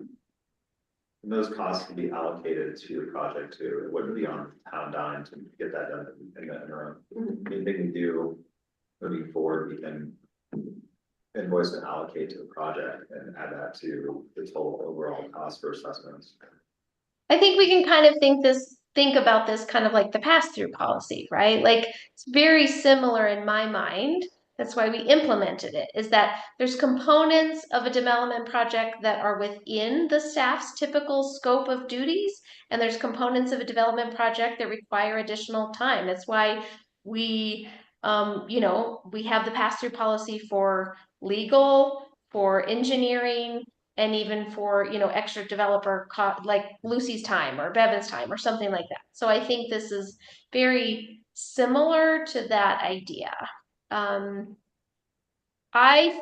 I think what I would really encourage us to do as a board to kind of be intentional with these property owners who've definitely put a lot of time into this is to really decide, do we philosophically agree with this idea, this approach, this process, or not? I would think kicking the can down the road is not super helpful. I think if we agree with using this mechanism to move forward with a project like this, I would really advocate for starting the public process because I think it doesn't hurt us. I think it creates a lot of opportunity. It doesn't slow things down. And again, we're not moving at a breakneck pace. I'm sure this feels like a glacial pace to those involved, but I think it still gives us plenty of time and space for a public works director to be hired, for staff to be on board. And like Clayton said, actual like nothing is being dug until summer of 2026 if we're even able to make that procedural timeline to meet the November election. So if my colleagues think this is a good way to go for financing and moving forward with a project like this, I think it would be a good approach to move forward with the public process. Go ahead, Jim, you had your hand up. Oh, I was gonna agree with you wholeheartedly. For those folks that are new to the process that haven't really seen this, it started with one property owner, then the conversation kind of turned to what we dubbed the Roberts Road, and these folks have been waiting years, and that's not hyperbole. That's not. I'm not exact. This is years, and I think whatever we can do, as I said in the work session, to keep the ball rolling forward, incrementally towards the goal line, we have to do it. And I don't believe in slow rolling this thing at all. Thanks, Jim. Gloria, we haven't heard from you yet, and from Melina. Is the staff capacity question is around the public process component. I mean, we have Clayton for writing ordinances. That's why we got him on salary. We've got our process for doing this. I think a question I have is just really doing that addition backwards is, can we actually meet this November timeframe? And I don't want to put you on the spot to answer that right now, because you probably need to look up some timelines and deadlines. But that's really my question is, I'd really advocate for moving this process forward, moving the public process forward. I feel really good about our ability to bill staff time to this project or hire for it or whatever we need to do. But can we manage the public process, or what are your thoughts on that?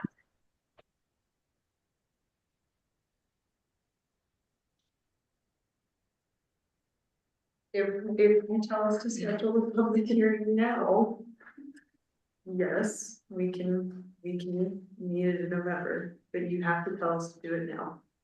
If you wait, no. So 120 days from today is would be our 30 days if we did public hearing in 30 days, and then the first ordinance would take 45 days, and then the second ordinance would take 45 days, just based on how we have to do 2 meetings in the publication. That's if we do it every meeting. That would put us at July 22nd of 2025, which would give us about 30-day buffer to get, if everything in our favor, would get us the 90 days we need for the election. So it is possible, yes. I think. I know again, that's Well, we only have like one meeting in July, right?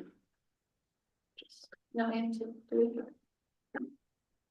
I have a question. Oh, we had talked about potentially doing one meeting in July. I think it's on a calendar as one. We can, yeah, just note that. As far as that staff capacity goes, you know, this is always my answer is if you guys can prioritize. But this is just putting stuff on an agenda. It's not as bad. It will get worse though. We ran out of staff capacity 3 years and 10 months ago. Which is how long I've been here. So No, we don't have any staff capacity, but this is a pretty straightforward one as far as getting through this process. All the capacity has been spent like researching this, leading up to this. Yeah, that part is done. Well. So I have a question about the action that we take tonight. On the memo, there's 2 suggestion motions. So there were two options that you could take as far as the process. You could have just when in doing my research in what you could do in special improvement districts. And so I gave you 2 options. Because of the discussion that we're having, I would recommend that you take the motion to direct us to, or motion for a public hearing. Also, I realize that what I wrote now is a little bit redundant, so if you would like to alter that a little bit to just motion to notice and schedule a public hearing for the special improvement district, that's fine too. Thanks. Yeah. Clayton, can I clarify really quick the days, just to make sure we really are? And maybe we offer it as a condition, like if the intent of the board is to move forward and someone makes a motion to schedule the special hearing, we can condition it upon further research that an election can actually happen in November. But my question on the days was, we need to have 30 days from today, which would be in April, and then 45 days plus 45 days is 90. Do we have to have another public hearing for the assessment, which is another 30 days? So is it 30 plus 30 plus 45 plus 45, which is 150, or am I adding an additional public hearing in there? I think that the prior, I don't think you're adding, I think we would just have to double up. We'd have to have an agenda for a public hearing and then also have an ordinance that day. Yeah. If you do it again, then yeah, I mean, you can add as many 30-day periods as you want each time that we don't make a decision in the timeline. My timeline is based on a public hearing and then adoption of an SID at that same meeting. Right. And then a day for that to become effective, and then the assessment ordinance, which we don't have to wait the entire 45 days for the SID to make the assessment ordinance, we just have to have both of those passed. So my timeline is based on kind of a rolling decision-making process that happens as quickly as possible, but it also contemplates waiting on one ordinance to the other, which we really don't have to do. Yeah. You could have those as, on kind of like, you can have those on concurrent tracks and it would be fine. Okay, so thank you. That's not the worst case scenario timeline, but I think it's a doable timeline based on what I'm looking at as the requirements in the statute. Thanks. Yes, ma'am.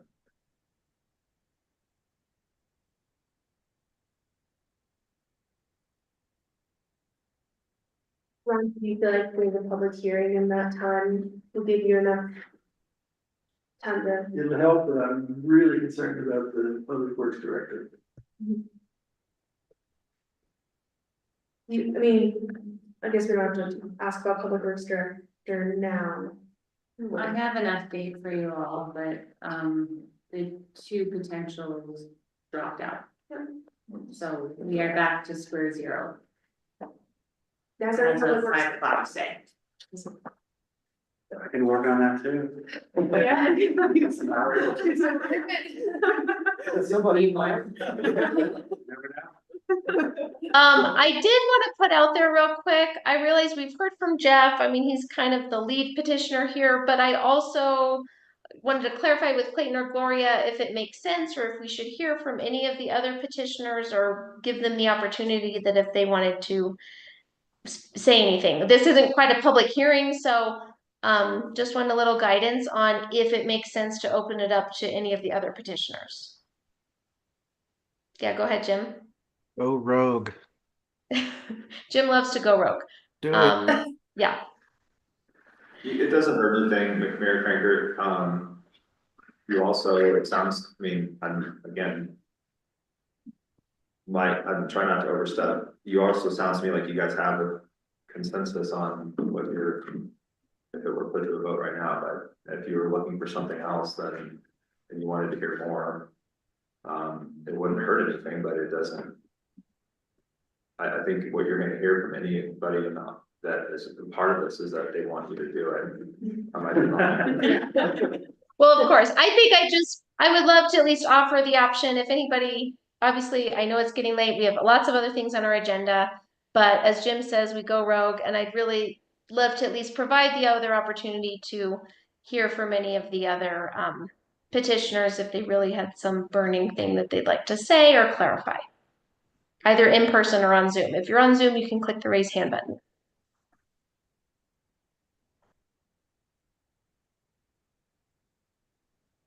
There is no one in person.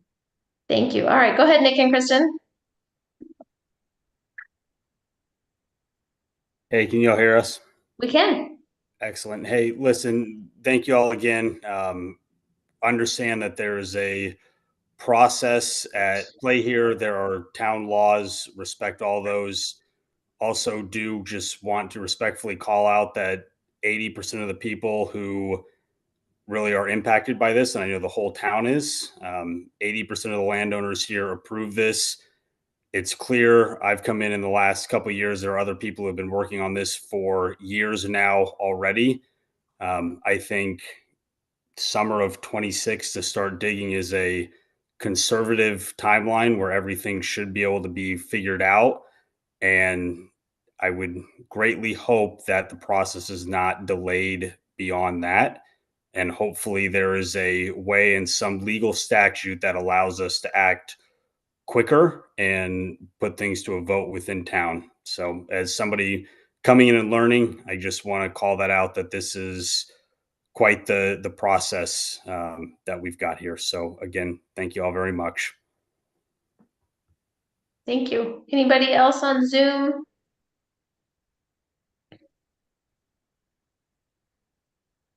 Okay, great. Well, I wanted to provide that opportunity. So board, I think it's time to move forward. I would say, Ron, I do definitely hear your concern. I think from having been on the board discussions where the plans for this infrastructure were reviewed and approved, and I can tell you, these plans were reviewed a lot because they got very much tied up into a whole nother conversation.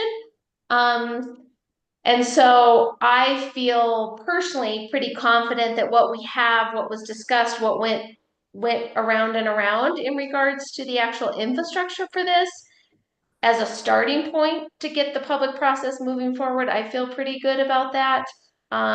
Even without having a public works director on board and recognizing that this is kind of a long lead public process. I would be in favor of moving forward even while we don't have public works director hired. But again, that's because I've been very involved with seeing these plans for many, many months. Right, Jim? Yes. So, but I'll leave it up to the board to, someone could make a motion or someone could give different staff direction. Make a motion to notice and schedule a public hearing for this SID petition. Second. Okay, roll call please, Melina? Trustee Hobson? Yes. Trustee Wakefield? Yes. Trustee Schiffer? Yes. Trustee Gardner? Yes. Mayor Pro Tem Harper? Yes. Mayor Franker? Yes. Well, to all the petitioners, welcome to the glacial pace of municipal government and the lovely world of Tabor. Go listen to the Taxman podcast if any of you would like to learn more about Tabor. Thank you for your hard work and involvement, Joe. Yeah, hey, thanks guys, it's a great first step, and I know it seems incredibly complex when at face value, but the reality is it is a pretty simple process when you understand how the different pieces interweave and whatnot. So anyway, I'm happy to meet up. I can email you again, and anyone wants to get together and hear more of the details, I'm happy to. Thank you. Thanks, guys. Thanks, Jeff. All right, thanks board for a great discussion. Thanks Clayton for all the clarification and staff. We're gonna move on to new business 4B. This is a public hearing. This is a first reading for the ordinance 2025-04, an ordinance of the town of Silverton, Colorado, amending chapter 15 of the land use code of the Silverton Municipal Code addressing the seasonal occupancy of recreational vehicles for qualifying workforce. So as a public hearing, we'll first hear from staff. Then we'll open it up for public comment, and then we'll have trustee discussion and deliberation. All right, take it away, staff. Thank you. So since we reviewed this ordinance during our last work session on the topic, I'll start with a brief overview of the proposed ordinance, and then we can recap the planning commission's discussion. But happy to dig in deeper if you'd like or have any questions. So after many community comments and issues identified by staff, the ordinance in front of you has been developed over the course of 5 meetings during the past 8 months, and has been informed by best practices in other communities. Key updates include requiring a temporary use permit and fees submitted by the property owner. And this establishes a planning review process that makes enforcement more efficient.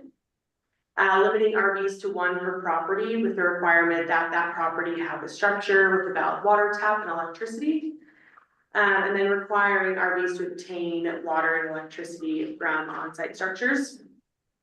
And allowing tiny homes under the ordinance. So at their regular meeting on March 18th, the Planning Commission held a public hearing to review the ordinance. And after discussion, the Planning Commission recommended approval with 2 conditions. 1, removing the requirement that the RV must be owned by the employee and that the property owners cannot lease or rent an RV to a qualified employee. The commission felt that allowing property owners to rent out RVs would expand the availability of workforce housing under this program. Adding a requirement that wood stoves and RVs have a spark arrestor on the chimney. And this was in response to a public comment about fire safety, specifically concern about an RV that was parked too close to a propane tank in the past. And I will note that we included the employee RV ownership requirement to avoid having the town regulate and inspect RVs, which could increase liability for the town and create enforcement challenges. The town has staff that's qualified to inspect homes, but not necessarily RVs. And regarding the second condition, I'll note that typically propane tanks must be at least 10 feet away from a residential structure. And with the temporary use permit, we will require a site plan to ensure that RVs are within a safe distance to all site aspects. So in most cases, an RV or tiny home should already be positioned at a safe distance, but definitely recognize this concern. So with that, unless there are any initial questions, I'll turn it back over to the board to open public comment. Thanks, Lucy. Let's go to public comment and then we can have trustee questions and deliberations. Is there any in-person public comment for this public hearing? No, they all left. Hey, man, I thought they'd hang out. Special improvement districts just scared them away. Is there any public comment on Zoom related to this public hearing on the RV ordinance and workforce housing? Please click the raise hand button and we'll promote you to panelist.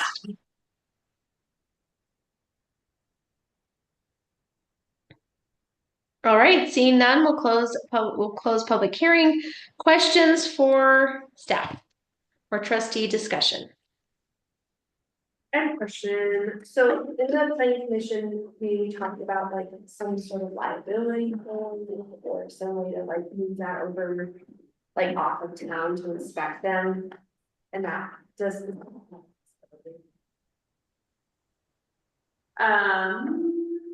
That's a great legal question. Yeah. Oh, sorry. So I'll just recap in the planning commission discussion, one of the things like this was brought up a good bit, was if it was possible to have like some sort of liability form or a way that we could move that liability off of the town if you didn't want to inspect the like owner or the Sorry. Well, and let me ask the question to that too, because what I wasn't clear on when you said this, Lucy, this was helpful, but like we didn't say the property owner had to own the RV. We said the person living in it had to own the RV. So why I'm confused about why the liability for the town would be different if the property owner owned the RV, if the occupying person owned the RV, or if another person owned the RV and parked it on someone's land. I guess I wasn't clear. I understand your point that we don't have anybody to inspect RVs as like suitable housing units, but wouldn't that be the case regardless of who owned the RV? Yes. And the answer is it's easy. I mean, in the application, obviously there's a process whereby they have to, I'm guessing, I think it's sign some sort of affidavit and or application. You just include an indemnification within that, and they sign to indemnify the town of any liability for allowing someone to be an RV on the property.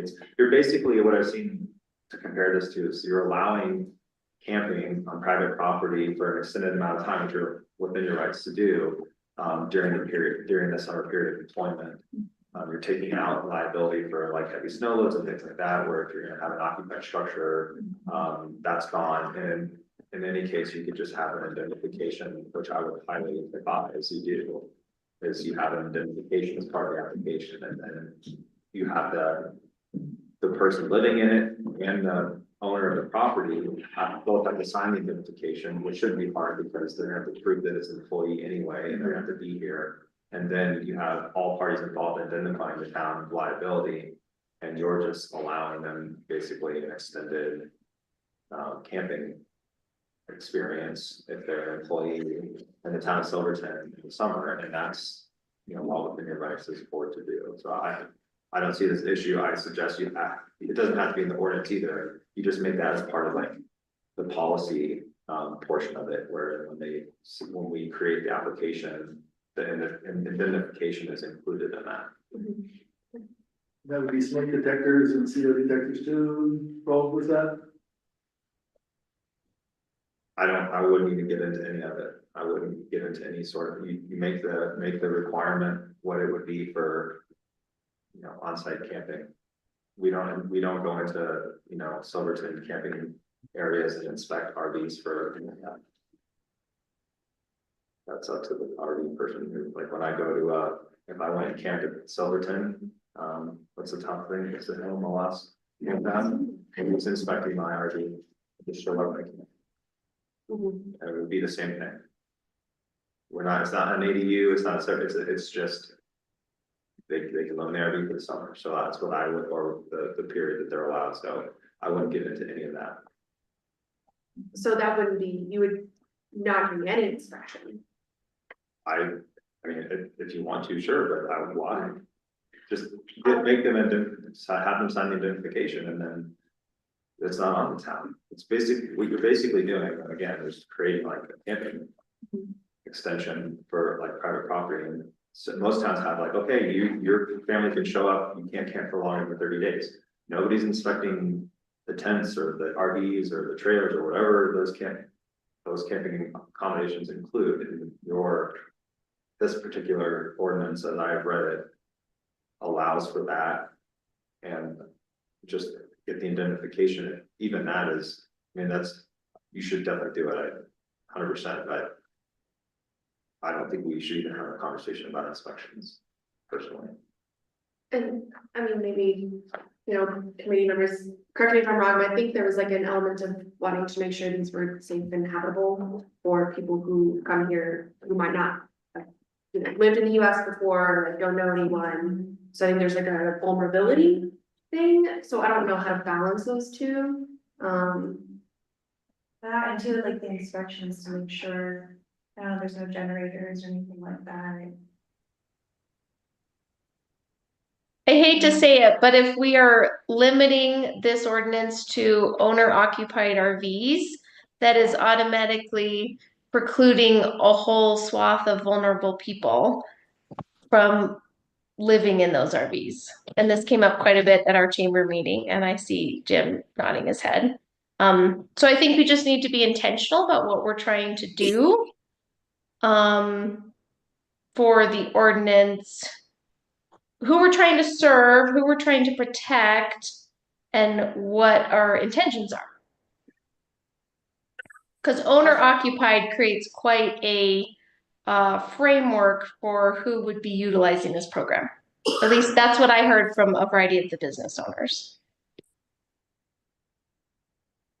So if people, let's say somebody is renting an RV and there's been, you know, some sort of an indemnification that's happened, like they signed something that says, you know, the town's not going to inspect this property that they're renting.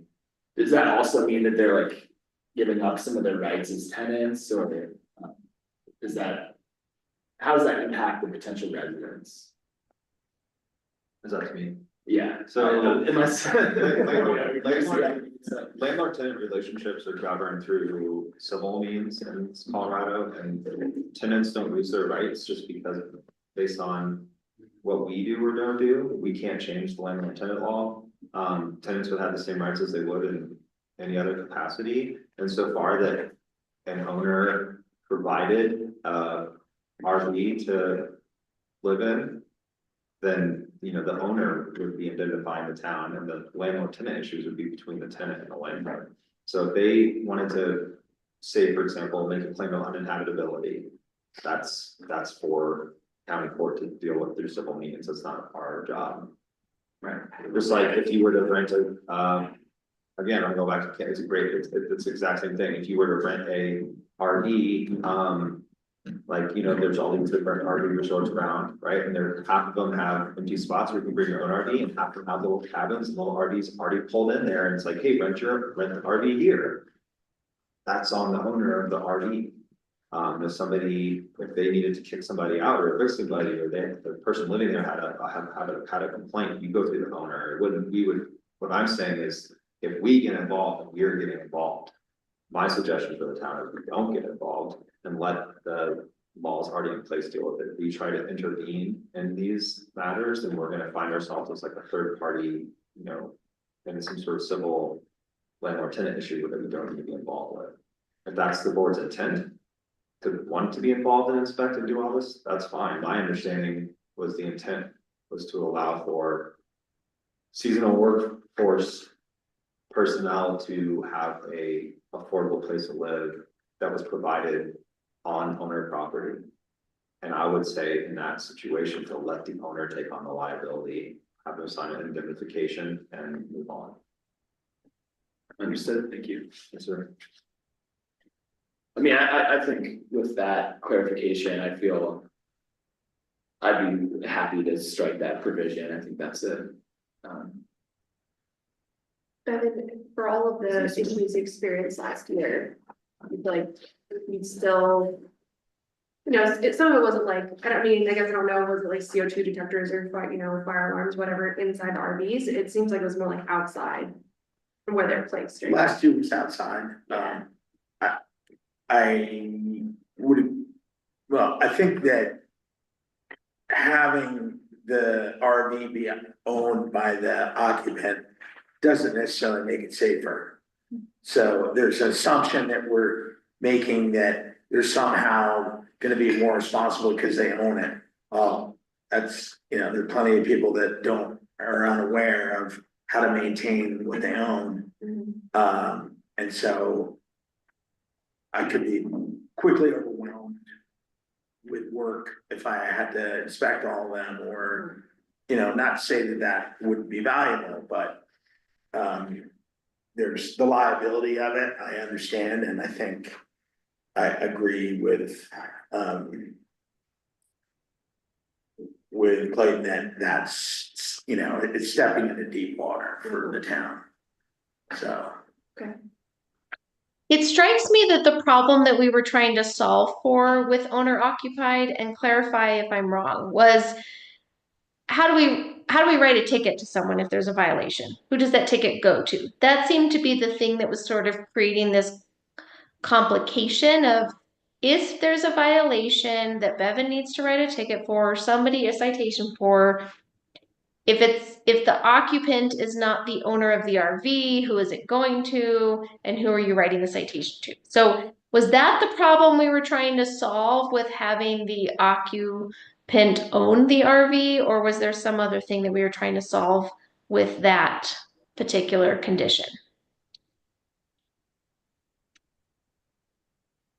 Yeah, I think that was a part of it, as well as just looking at what other communities do, and other communities do require that the RV be owned by the occupant. But I think that Clayton brings up a great point, and moving towards an indemnification could be a great solution to this problem.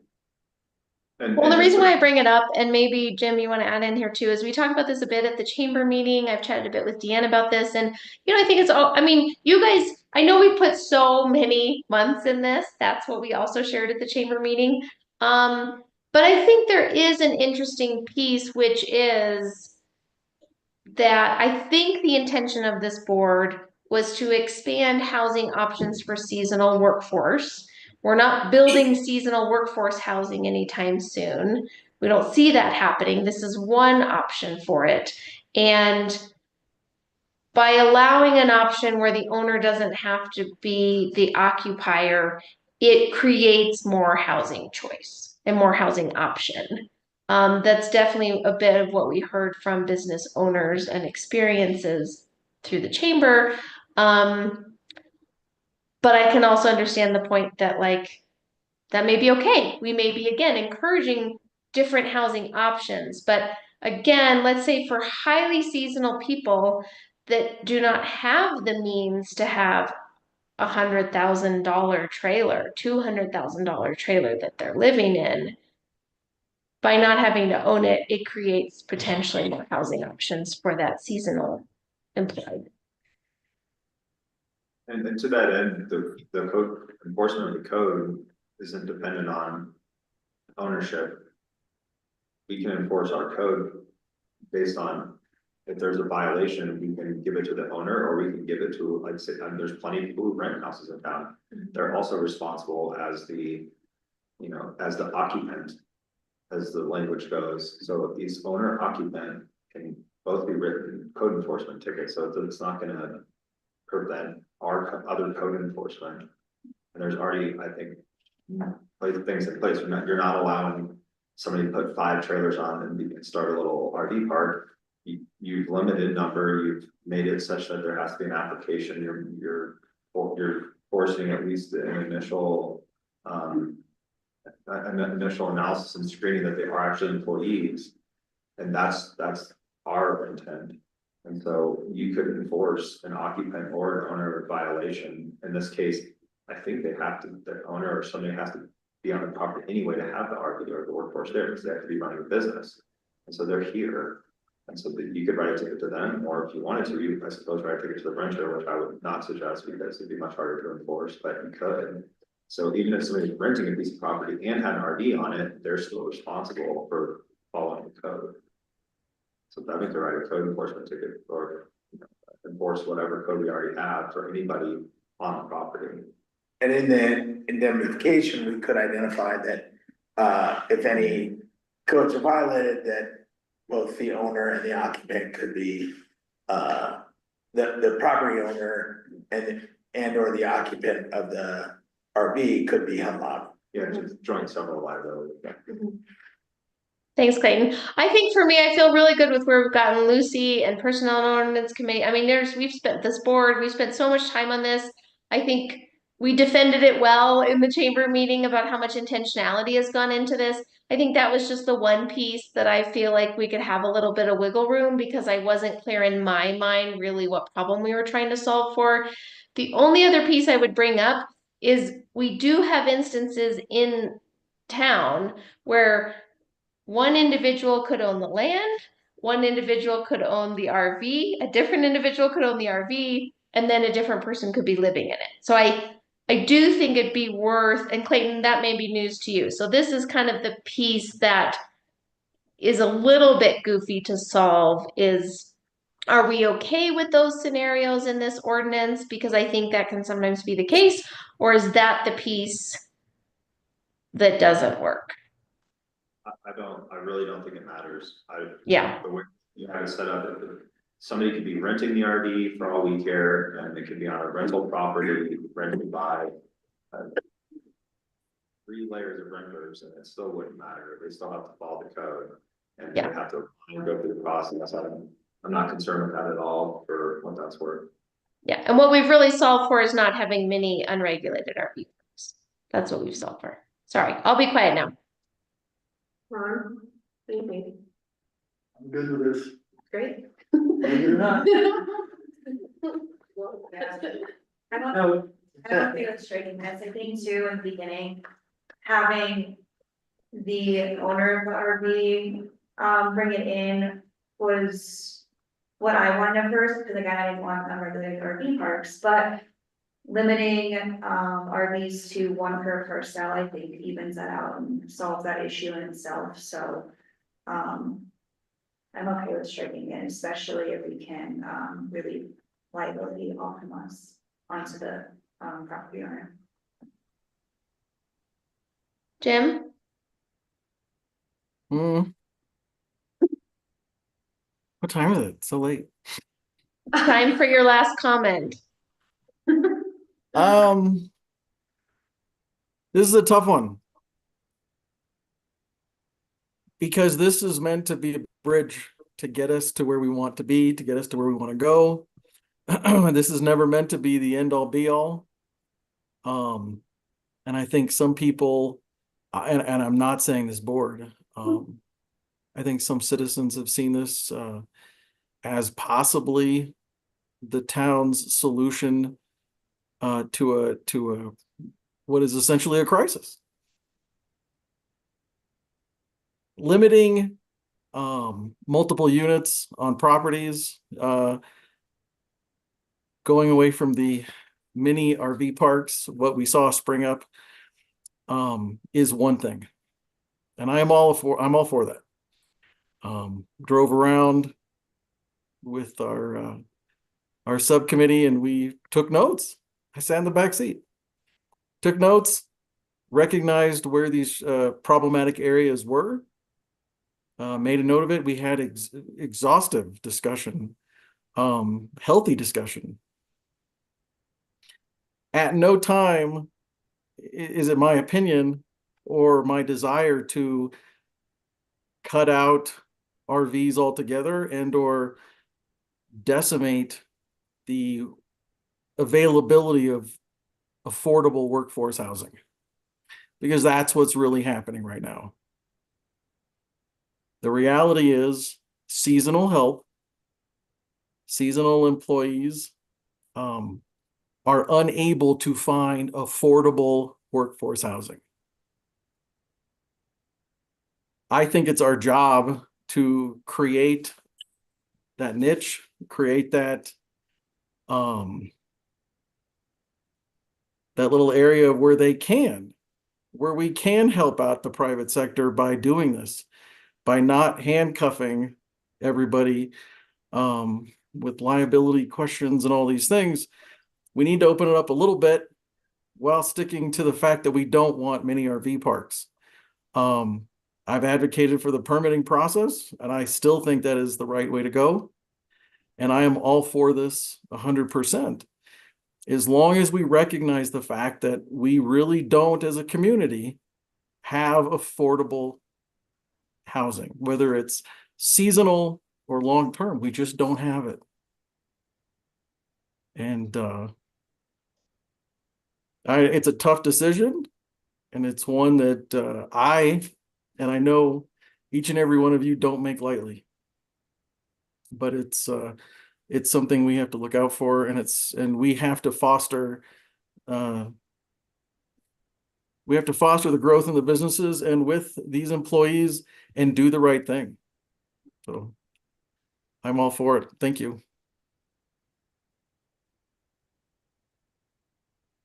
And I'll just add, I think there was general support and understanding about where we were going with this. I think it was the owner occupied that was particular, and we heard that from Dan, that was just particularly like hearing more business owners' experiences. It was kind of like particularly constraining with maybe, are we sure what our intention is here with this? So that was the only piece. Yeah, other questions or comments from the board? Or ideas on if or how we want to move forward with the planning commission's recommendations or our own decision? I was only gonna say the planning commission was similar, overall generally supported, and then had those two recommendations. I mean, so the, was you're saying the spark arrestor is nice to have, but not like necessarily, like, would improve safety? Yeah, I mean, I think it could be included, but then we go back to the indemnification, Yeah. it's okay for the person to make sure it's safe, but I don't see an issue with putting it if you would like to. Anyone have strong opinions about the spark arrestor? I think by using the site plan, that helps us with where it's located, and I am really more in line with Clayton's idea that the more conditions we put on it, the more we are required to enforce those.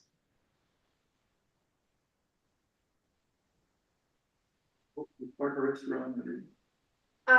was a comment during the planning commission that someone had seen like one of those van life vans with a chimney, and it didn't have, and they would park right next to a. Yeah, propane, so that's what it was. That's it. Also, just note that there is a typo in the memo and the section about who owns the RV is D2, not C2. Do you need to make that?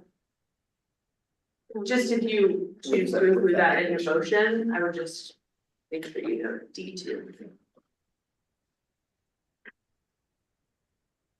So we have a couple options. I don't think anyone's in favor of denying this. I'm not hearing that anyone wants to continue it, so we can either approve it as stands or approve it with conditions.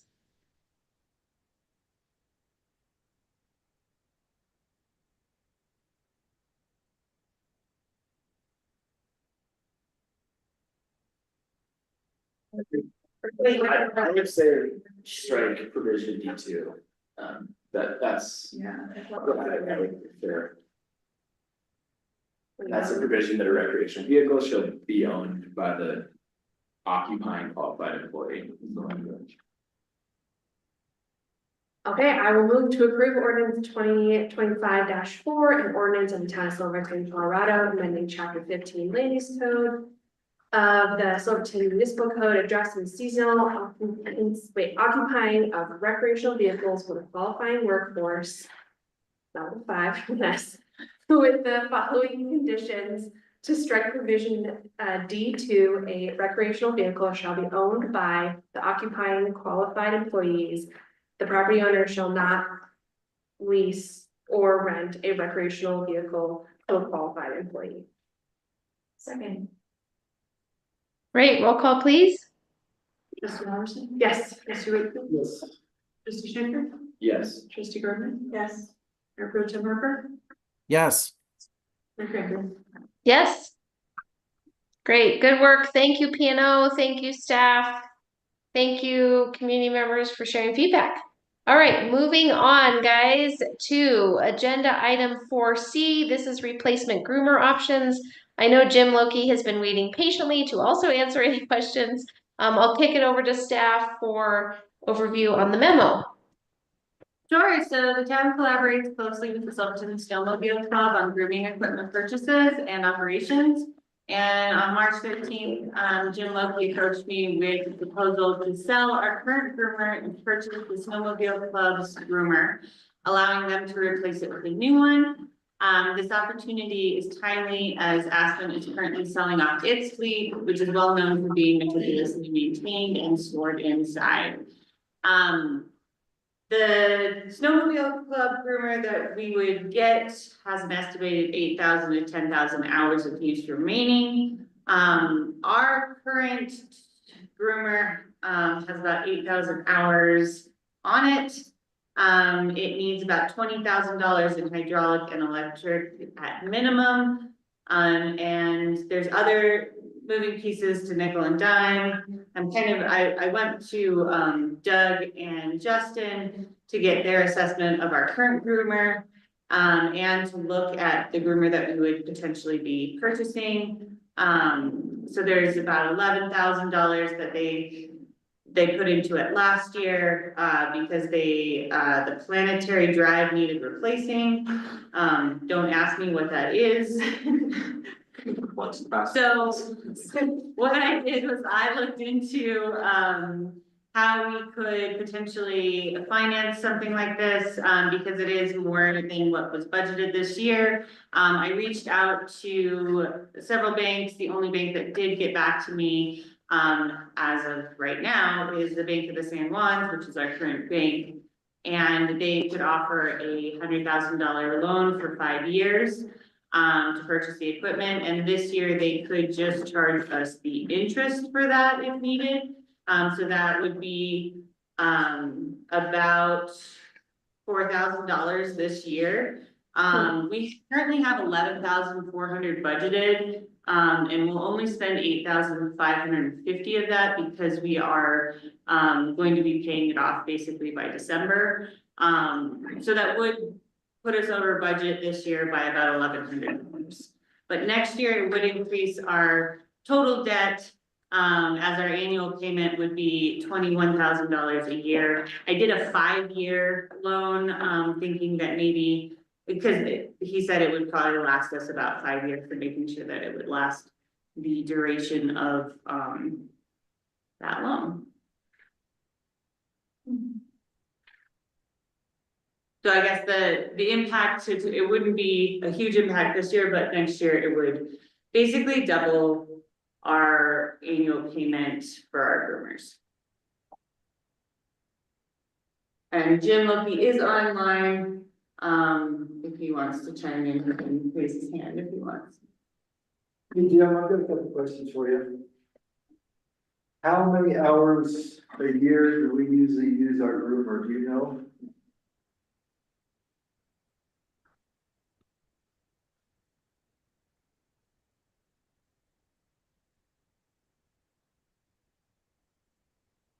Can you hear me, Jim? Yeah, go ahead, Jim. We have you online. Can you hear us? I think we can't hear him. Yeah, we can't hear you yet.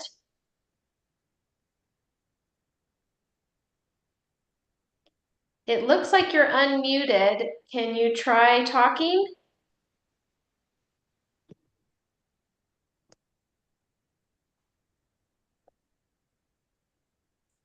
All right, maybe just give it a minute, but don't leave us.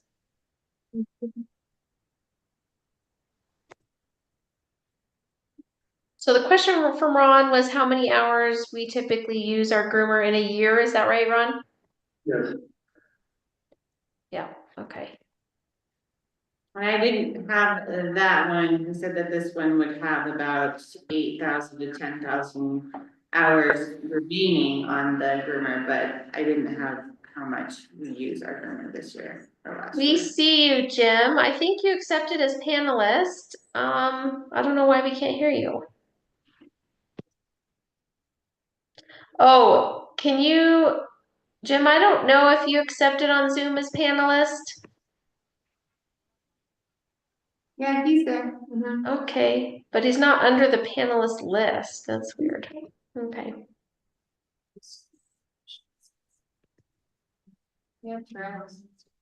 I think as we work that out, an overall question I had was sort of just helping us as a board understand how typical it is to sort of roll over to the next piece of equipment. I know in my household, we drive our cars till they die.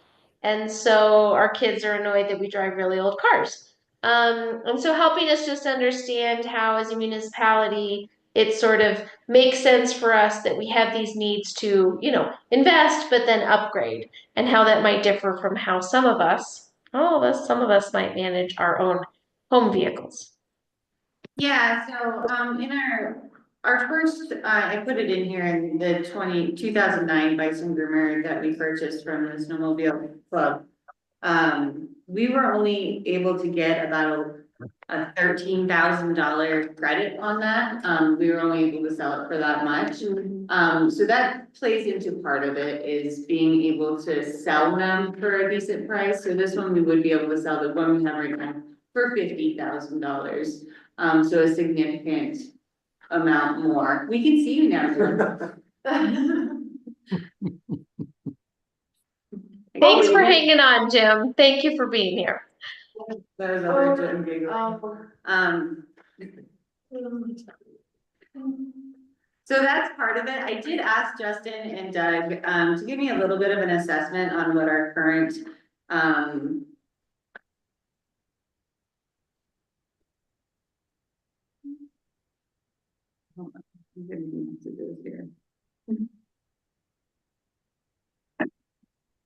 what our current rumor looks like.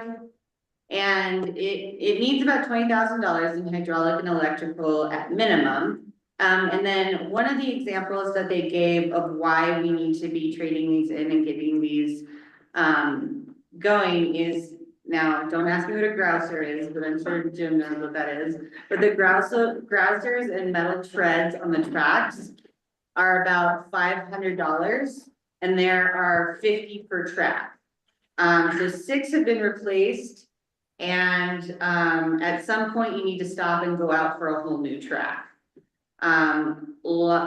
There's currently one of the paddles on the plow doesn't function properly. And this is adding challenge to the grooming and the ski area. And so they recommended the new machine, which gets higher hours. You start to play, which one machine? I'm trying to interpret what they've told me as well, but that's pretty much it. And then I did get a message from Sarah saying that it's about 175 hours a season. Is that correct? Jim, you can nod your head or shake your head either way. Yeah, okay. Perfect.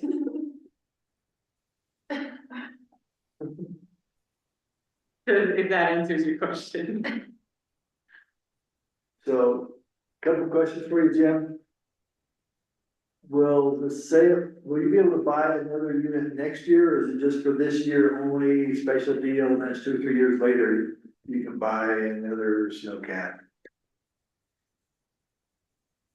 We just can't hear you, Jim. I don't know why. We see you. You're unmuted. Dang. Yeah. Maybe it's on. Yeah.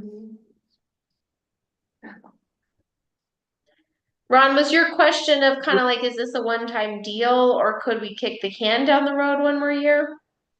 Wait, Jim, you can shake your head yes or no on this one. Will you be able to get this same deal next year? Or is it just this year and it'll be 2 or 3 years before it happens again? No or yes? Probably no. No? Okay. Last question I have is $20,000 worth of maintenance seems a lot. Have we neglected maintenance in the last couple of years?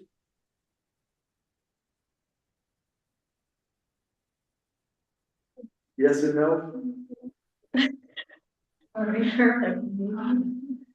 No. No. We can't hear you. Sorry, Jim. What's your call? We do. Just on the call. I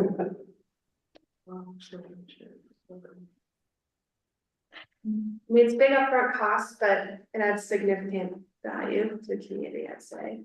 And I mean, in the long run, be benefiting from everything. Especially if the one that we have now needs all this work and continues to cost us money.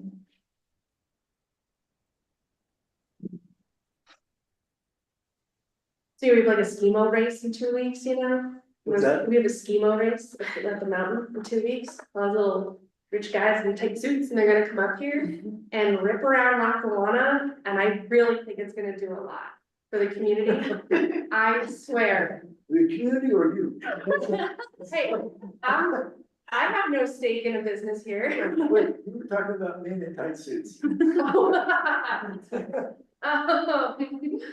But there's something about like, there's this really special part of our community that we have so many well-groomed roads. So, but I get you. I think it adds. The owner of Cripple Creek was saying that we have some of the best uphilling, safe uphilling in the country. That's all they do is sell men in tight suits.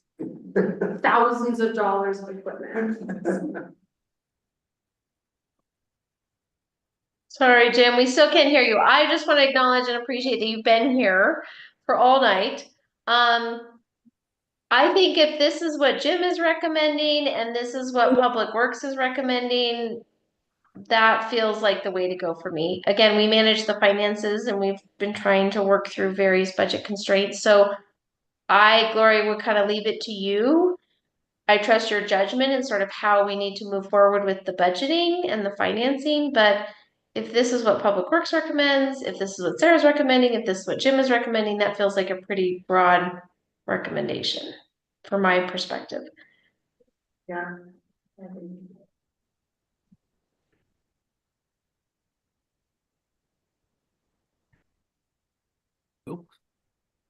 Sorry, Jim. But you can give a thumbs up. There you go. So would that be staff direction? Yeah. Okay, and so what I'll be doing is bringing agreement to the board at the next meeting to approve with the resolution. Right. Ron, you're gonna get me in trouble. Thanks, Dan. Thank you, Jim, for joining. We appreciate the work. Sorry we couldn't hear you. Technology.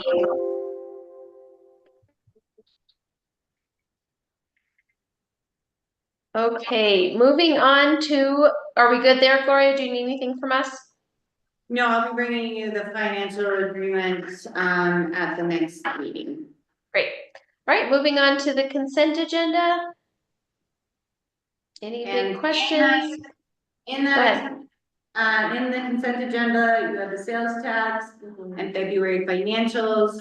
You also have a grant extension for our grant for the boxcar apartment sites. We need to conduct a potential and avalanche study, and we can talk more about that at the brownfield prioritization session in April. And there's also an amended resolution not to charge for vendor fees as discussed at our last meeting and Clayton's contract. Thanks, Gloria.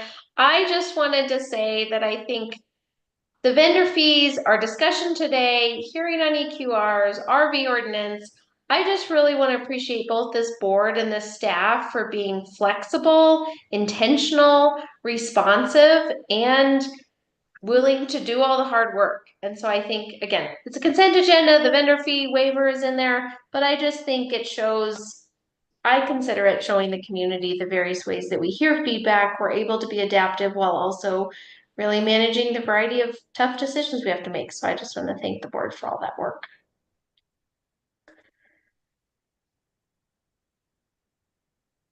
Would anybody like to make a motion to approve the consent agenda? Motion to approve the consent agenda. Second. Roll call, please. Yes. Trustee Wakefield? Yes. Trustee Schindler? Yes. Trustee Gardner? Yes. Mayor Pro Tem Harper? Yes. Mayor Cranberry? Yes. Great, thank you. Moving on to staff reports. I think yeah, go ahead. Staff reports in there, did you? Yep. We'll get that to you in the next month here. The first one I did want to call out was my CML conference memo on there, and wanted to see who would be available for that. And we have budget for 2 if 2 are desiring to go. I say go. And Lindsay wants to go. I request time off. Didn't 2 already volunteer? Yeah, but it hasn't been official. And Gloria, I found lodging for myself in Silverthorne, so I could just go to Silverthorne instead of being Breck to cut down costs. Okay. If that would help send another person. And then Jim, you were gonna go as well? All right. If there is an additional option or space, I can be considered, or if someone backs out. Okay. Maybe. All right, I will look at the cost, of the hotels and maybe we can find something that works, so all three of you can go. I mean, it's confidence. And then, I gave you the Public Works Director update. Unfortunately, at 5 o'clock today, another candidate just dropped out. So we are back to square one, looking for a Public Works Director. I would like to propose, some ideas to you guys about how to make it a little bit more enticing. So that'll be coming your way. Are they like giving any feedback while they're dropping off us? Oh, yeah, we have lots of excuses. Are there things, are there excuses within our control that we can help make happen? Because it continues to get expensive and challenging to not have that role filled. And so I would really hope we could hear your wonderful options. Yes, so that is what I want to prepare for you all on kind of how to maybe incentivize a Public Works Director here. And then follow-up retreat, it's looking like Monday, April 21st from 5 to 9 works for the 3 trustees who have responded so far. And I wanted to see if it worked for everyone. So. Yeah. And I will schedule that out with, April 21st. Yeah, from 5 to 9. Easter? What's It's that? Easter Monday. Oh. Let's get chocolate. Well, yeah. So fun scavenger hunt on finding your goals. And then the last one is I guess that's it, actually, on my staff report. Yeah, good. Unless you guys have any questions. Okay. Questions? Okay, thanks. Moving on to committee and board reports. You heard the highlights of planning committee, and then the only other one was, I just think it's relevant for any community listening. Planning commission approved that, what's it called? Sorry, I'm looking through my notes. Cole Ranch out on County Road 2, the building and fence. It's gonna help revegetate the old County Road 2. And help protect their property. So this summer, there'll be a fence along County Road 2 that you'll see. Well, it'll go to the county commissioners too, so. Thanks. We also had a chamber meeting. I'm trying to pull up my notes. We talked a bit about the RV ordinance. I kind of shared an update on water and sewer EQRs, just clarifying for folks. Because I think the business community is kind of the one seeing some of the most changes happening. I don't have my notes in front of me, but Jim, did you have anything else from the chamber meeting? Oh, yeah, go ahead, Jim, while I search for a couple things, but go ahead. We discussed the Colorado tourist office meeting. I think that's what it was. Yeah. That Friday, we discussed that. We did talk about the EQRs and how businesses are feeling the pinch. Did advocate for folks talking to Steve so that he can break it down and make that information more palatable. And really just advocating for the town and just kind of getting ready for summer. It's right around the corner. One other thing that Deanne shared with us as well is that she's working a lot with Rusty as road and bridge crew and manager, and that there will be a variety of impacts to County Road 2 over the summer, that they're really trying to do a bit of work on County Road 2. So just helpful for the trustees to know this. They'll be doing most of their work at night, but it means that they'll be shutting the road down around 11. So campers, people that live out there need to be back, back to their places off of County Road 2 by 11 at night in the summer, and the crew will be working kind of 11 to 6 or 5. And I think there was an article in the newspaper that was about that, so check that out. But it's in the county, but it obviously, we know how it affects different people. And Deanne's been trying to get more updates from Rusty and the county crew, and they put that whole article in the paper, so I think that was helpful. Man, Jim, I feel like there was something else. I think just again, continuing to manage the level of tourists and also the impact to businesses. So continuing to kind of strike that balance around people in the valley and our businesses able to turn that into sales in their doors. And so I think San Juan Development Association is really working on how to better support businesses in a variety of ways. And we'll be getting a presentation from Deanne in a bit. The board will, Board of Trustees will, about some of the information and data that we've been hearing about from the Colorado Tourism Office. So the board can look forward to that. We also discussed Lake City and OHVs over there, Hinsdale County, and how they're dealing with things. And they're at where we were 5 years ago with regards to infighting and just a general hostile environment.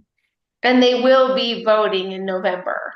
Two different issues. One, OHVs in the town, and two, OHVs in the county. So kind of a lot of question marks on how that proceeds. If OHVs are no longer allowed in Hinsdale County, does that push them into our county, or would people make decisions to not be in this region at all? There's a lot of questions there. So see how it plays out in November in Hinsdale and Lake City.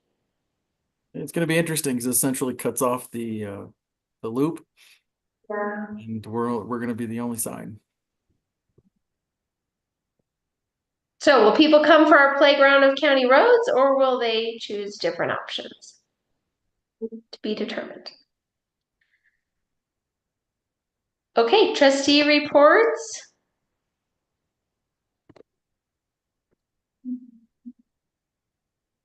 Okay, happy spring. Can't see your lovely faces. All right, we are moving on. No continued business.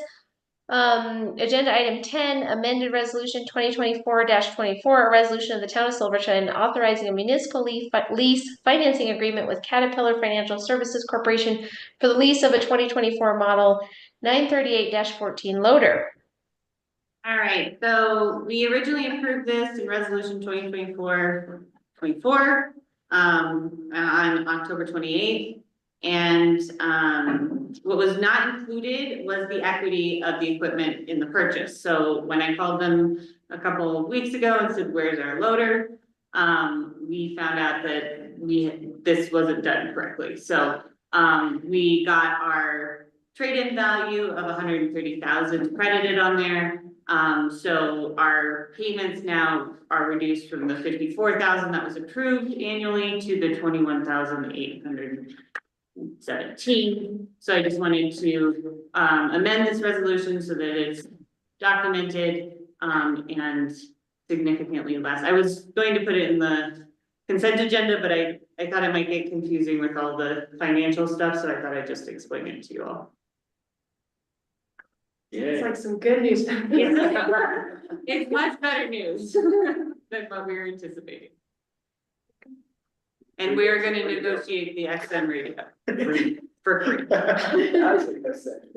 Because we've been paying for it, we've been way too much. And then we cut it out, and now we're They'll gonna. it for free. And you guys are happy. And I'm happy.